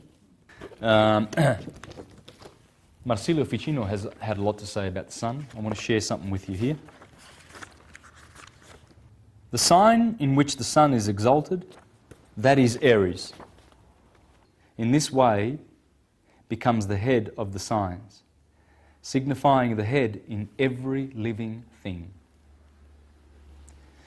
Also, the sign in which the sun is domiciled, that is Leo. It is the heart of the signs, and so rules the heart in any living thing. I'm stressing that because that's what I'm talking about this in all of my presentations, you see. And the reason being is because that's how the system works. Aries is always the head. And the words for Aries have always meant that. In Jewish, Rosh means the head. In Greek, Krios means the head. In Latin, Primus means the head. That's where the primavera starts, the first season, the spring. Prima, that's Primus. Right? Right ascension begins here. There's a lot of reasons. For when the sun enters Leo, it extinguishes in many regions the epidemic of the python's poison. Moreover, the yearly fortune of the whole world will always depend on the sun, on the entry of the sun into Aries. And hence, from this, the nature of any spring may properly be judged. Just as the quality of summer is judged from the ingress of the sun into Cancer, or that of autumn from its entrance into Libra, and from the coming into Capricorn the quality of winter is discovered. These things are gleaned from the figures of the heavens present at that time. Since time depends on motion, the sun distinguishes the 4 seasons of the year through the 4 cardinal signs. Similarly, when the sun returns by the exact degree and minute to its place in the nativity of any person, his share of fortune is unfolded through the whole year. It happens in this way because the movement of the sun is the first and chief of the planets, is very simple, as Aristotle says. Neither falling away from the middle of the zodiac, as the others do, nor retrograding. You see, all the other planets retrograde. And what's retrograde? Well, you know, if you're watching the planets, you see Saturn, he's doing this, then all of a sudden you see him go like this. And then he goes back forward, and he goes direct. So he's transiting a sign, and then all of a sudden he goes back a few degrees. And you go, what the hell? And you're watching this, you know, wow. I was watching that last year with Saturn in Virgo, right? It goes all the way to Spica, then it goes back the other way in Libra here, Virgo and Libra. Saturn's been here for the last couple of years, right?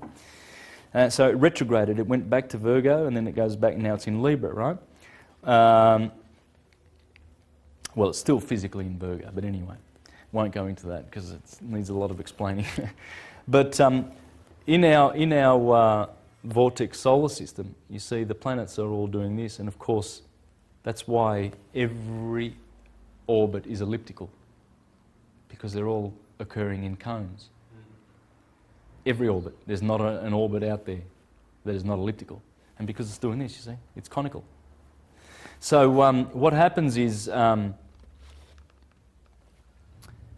when, let's say this will be Earth, here's the Sun, there's Mercury, Venus and the Earth, say we're about here, and Saturn is coming around, and say Mars is coming around here, right? Because we are travelling fast along this way, we are heading in that direction, and Mars is going around this curve, he will seem to be going backwards. You see? They don't retrograde physically. They don't sort of stop, you know, and then go back and then, well, that was good, interesting little retrograde, that was, very kinky. They don't do that. But that's how it works, because we're all following the sun in its cone, and the sun is the leader. And all the planets follow. It's Snow White and the 7 dwarves. It's Little Red Riding Hood. It's Hercules. Samson pulls down the gates of Gaza. It's Troy. It's Helen of Troy. Helen of Troy is the moon. And where's my? There it is. Now this guy, Thomas Taylor, he was interpreting all the philosophers, right? And he's the best one. But he's talking about. Troy. Of course, you see, there are scholars who really believe and insist that Troy was physically on the historical plane. It's good when you have intelligent people, you know, shedding the light on all of these. You know, like you have, how many books have been written, you know, trying to prove that Jesus was historical and etc. and the apostles and everything like that. You know, but then you get one great book that comes along, like Alvin Boyd Coons, that one, and dismantles it with proofs. Absolute proofs. Well, what he's saying here about the Trojan War, etc., if I can find it. And I've got so many good points here. It's just beautiful the way this guy explains the myths, you know. Oh, there it is. Of course, it's in The Wandering of Ulysses, okay? This is one of the books that he translated. And it says, the Trojans are called genuine. For all the lives which subsist about bodies and irrational souls are favourable and attentive to their proper matter. On the contrary, the Greeks are rational souls, coming from Greece, i.e. from the intelligible into matter. You see, so it's talking about this. The Trojan War is talking about man, and the Greeks, of course, are going to call themselves the rational ones, coming in and experiencing the experience of matter. Hence, the Greeks are called foreign, but vanquish the Trojans as being of a superior order. But they fight with each other about the image of Helen, as the poet says, about the image of Aeneas. Helen signifying intelligible beauty, being a certain vessel attracting to itself intellect. An efflux, therefore, of this intelligible beauty is imparted to matter through Venus, and about this efflux of beauty the Greeks fight with the Trojans, rational with irrational lives. And those indeed that oppose and vanquish matter return to the intelligible world, which is their true country.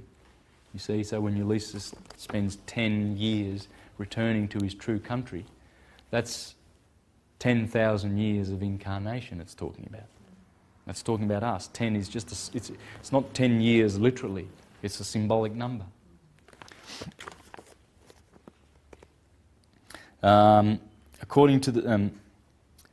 as therefore the prophet in the 10th book of the Republic, and those indeed that oppose and vanquish matter return to the intelligible world which is their true country, but those who do not, as in the case with the multitude, are bound to matter. As therefore the prophet in the 10th book of the Republic, previously to the descent of souls, announces to them how they may return to their pristine felicity according to periods of 1,000 and 10,000 years. Thus also Calchas predicts to the Greeks their return in 10 years, the number 10 being the symbol of a perfect period. And as in the lives of souls, some are elevated through philosophy, others through the amatory art, and others through the royal and warlike disciplines. So with respect to the Greeks, some act with rectitude through prudence, but others through war or love, and their return is different, according to their different pursuits. And that's how they all return back to Greece. Now, the best of the Jewish wisdom that you can get will come from the Sefer Yetzirah and the Zohar. Okay, these books perfectly explain all of this science. Okay, and in the Zohar, it's interesting to note in one of the books in the chapters in the Zohar, it talks about how to look at the Torah. And in here it explains that we must not look at the Bible, the Torah, as a literal document. Because the Jews gave us these silly stories. On a literal plane, they're silly, but they're wise stories. You know, they're hiding a great kernel of truth. You know, like a silly story like Humpty Dumpty sat on the wall, Humpty Dumpty had a great fall. All the king's horses and all the king's men couldn't put Humpty together again. Well, the origin of this is very simple, to people who are thinking. They don't need to do too much thinking. That would be a happy egg, wouldn't it? The full moon, and in the ovaries that would be the egg. Right? So the moon, she climbs up. New moon, she climbs. There's quarter moon, quarter sun. And she keeps waxing. And finally she gets into her kingdom. She's full and glowing. That's Mary Magdalene. That's Helen of Troy. This is Troy. This is Troy. Right? And when Humpty Dumpty falls off the wall, there's no king that can put it back together again. Because that corresponds to the menstruation cycle. That egg's a goner. Right? So you see, all of the characters are there. There's not one that is not there. And this is what they're saying in the Zohar. Woe to the human being who says that the Torah presents mere stories and ordinary words. If so, we could compose a Torah right now with ordinary words and better than all of them. In other words, he's saying there's more to it than just ordinary little stories that you can mock. You know, when you hear about Samson killing his 1,000 with an ox, and Jonah, being swallowed by a whale for 3 days, etc.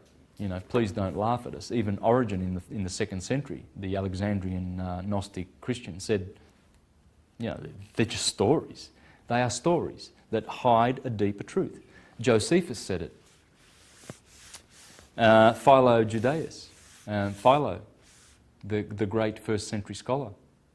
He said that everything in the Bible, in fact he wrote works called allegory, explaining the allegories in the Bible. The Apostle Paul in Galatians chapter 4 talks about the allegory of Sarah and Haggai.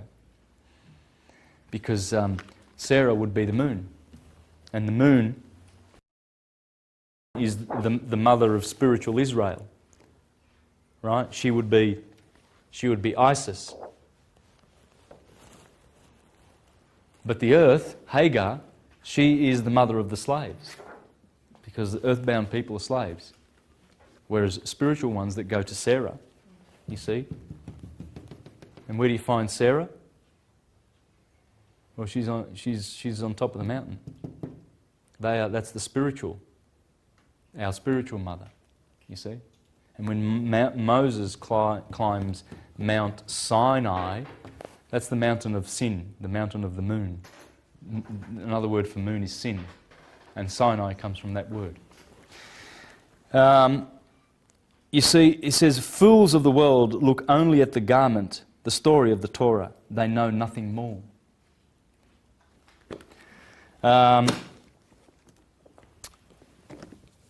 Thomas Paine, who was a Hermetist, I'm going to wind up in 5 minutes. Thomas Paine, who was a Hermetist, and one of the founders of the Republic, of the Hermetic Republic of the United States of America. And he said, as to the Christian system of faith, it appears to me as a species of atheism, a sort of religious denial of God. It professes to believe in a man rather than in God. It is a compound made up chiefly of manism, but with but little deism. And it is near to atheism as twilight is to darkness. It introduces between man and his maker an opaque body, which it calls a redeemer. As the moon introduces her opaque self between the earth and the sun, and it produces by this means a religious or an irreligious eclipse of light. It has put the whole orbit of reason to shade. The effect of this obscurity has been that of turning everything upside down and representing it in reverse. And among the revolutions it has thus magically produced, it has made a revolution in theology. As to the theology that is now studied in its place, it is the study of human opinions and of human fancies concerning God. That's all it is. You go to church, you go to Jehovah's Witnesses, human opinions, buffoons. Go to the Mormons, same crap. Seventh-day Adventists, all of them. They've all got their patented version of the same rubbish lie from Rome. It is not the study of God himself in the works that he has made, but in the works or writings that man has made. That's what the churches are up to. Yeah. And it is not among the least of the mischiefs that the Christian system has done to the world that it has abandoned the original and beautiful system of theology, the Prisca theologia. He knew it. And to make room for a hag of superstition. And you need to read what he says. He calls Christianity a dag on the spiritual evolution of the human race.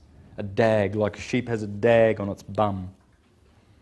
That's what Christianity is. It's like a dag dragging us back into the world of superstition, killing scientists like Galileo Galilei and murdering prophets of this true wisdom. The age of ignorance commenced with the Christian system. But the Christian system laid all waste. And if we take our stand about the beginning of the 16th century, we look back through that long chasm to the time of the ancients, as over a vast sandy desert, in which not a shrub appears to intercept the vision to the fertile hills beyond.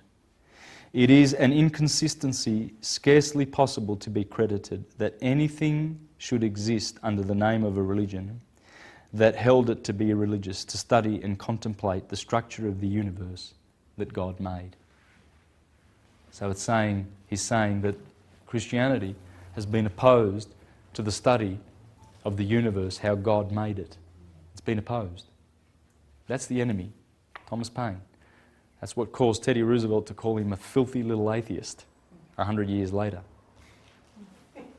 Because, of course Teddy was a corporate buffoon who wouldn't know what an atheist is. He wouldn't know what Thomas Paine was anyway. He's just happy to vomit out his rubbish, like all of the rest who came subsequent to the period of 1871 when they founded the Corporation of the United States, which is not the Hermetic Republic, Constitutional Republic of the United States of America.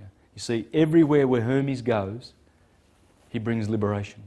He did so to the Waldenses and the Lollards and the Huguenots and the Socinians and the Collegiants and the Anabaptists, etc. How many organisations, the Bogomils, the Cathars, the Albigenses, the Jews in Spain that were persecuted through the Inquisition. That was 1,000 years ago. And then the Renaissance came and they squashed that with the Reformation and the Counter-Reformation. And then the Republic came and set itself up. And this is all Hermetic. But then the Vatican saw what was happening over in the new lands and it sent its banksters over to trick people. Andrew Jackson, the 7th President of the United States, says, "I killed the banks." Thomas Jefferson said, democracy is mob rule. We heard what Thomas Paine says. Thomas Paine also says that the Christian religion is a parody on the sun. I've got all those quotes. I've done them in other presentations. So these Hermetists tried to save the New World, but the Vatican came a-calling. After the death of Abraham Lincoln, they set up in Washington, D.C., a corporation called the United States, headed by the Vatican. That's why you have the two fasci in the Congress in America. The fasci belong to Rome. Rome tells you where it's ruling and who it's ruling and sodomizing. It makes fools and slaves out of the world. So this information is the information that frees, and I hope that you've enjoyed the presentation and urge you all to continue studying this stuff. Grab a book, a notepad, and do this. Do the zodiac, this wheel. This is the wheel that we were blessed with. That's why this is the most known symbol in the universe. This is our science, and no one shall take it away from us. It's coming back, and it will absolutely free mankind in the very, very near future. And it will destroy the fictions of false religion. Absolutely obliterate them. It was prophesied. Hesiod prophesied it. Hermes prophesied it. They all said it. All the prophecies know that when this age comes and Saturn returns in Aquarius, big time truth. He's a truth dealer. Oh yeah, that's why he's got the scythe. He gives you life in truth and he takes it away. Everything is just with Saturn. So enjoy the Prisca Theologia, and please continue to be prosperous in this information and spread it abroad, and we can help our brothers. And with that, I'd like to close and encourage anyone out there who's able to understand what I'm trying to achieve with all of this, and in particular with the 48 constellations, that I want to actually get anyone who knows how to do graphics and has equipment and time and is able to help. I would really like to reach out to anyone out there that can help me to put together a video that will have all of the stories, all of the legends, all of the Bibles and Gospels and mythologies, all of them interpretable by one short journey through the zodiac and the sun going through the zodiac from Aries, and we'll be able to see all the Bible characters and all the mythological characters in there. This is what I'd like to achieve.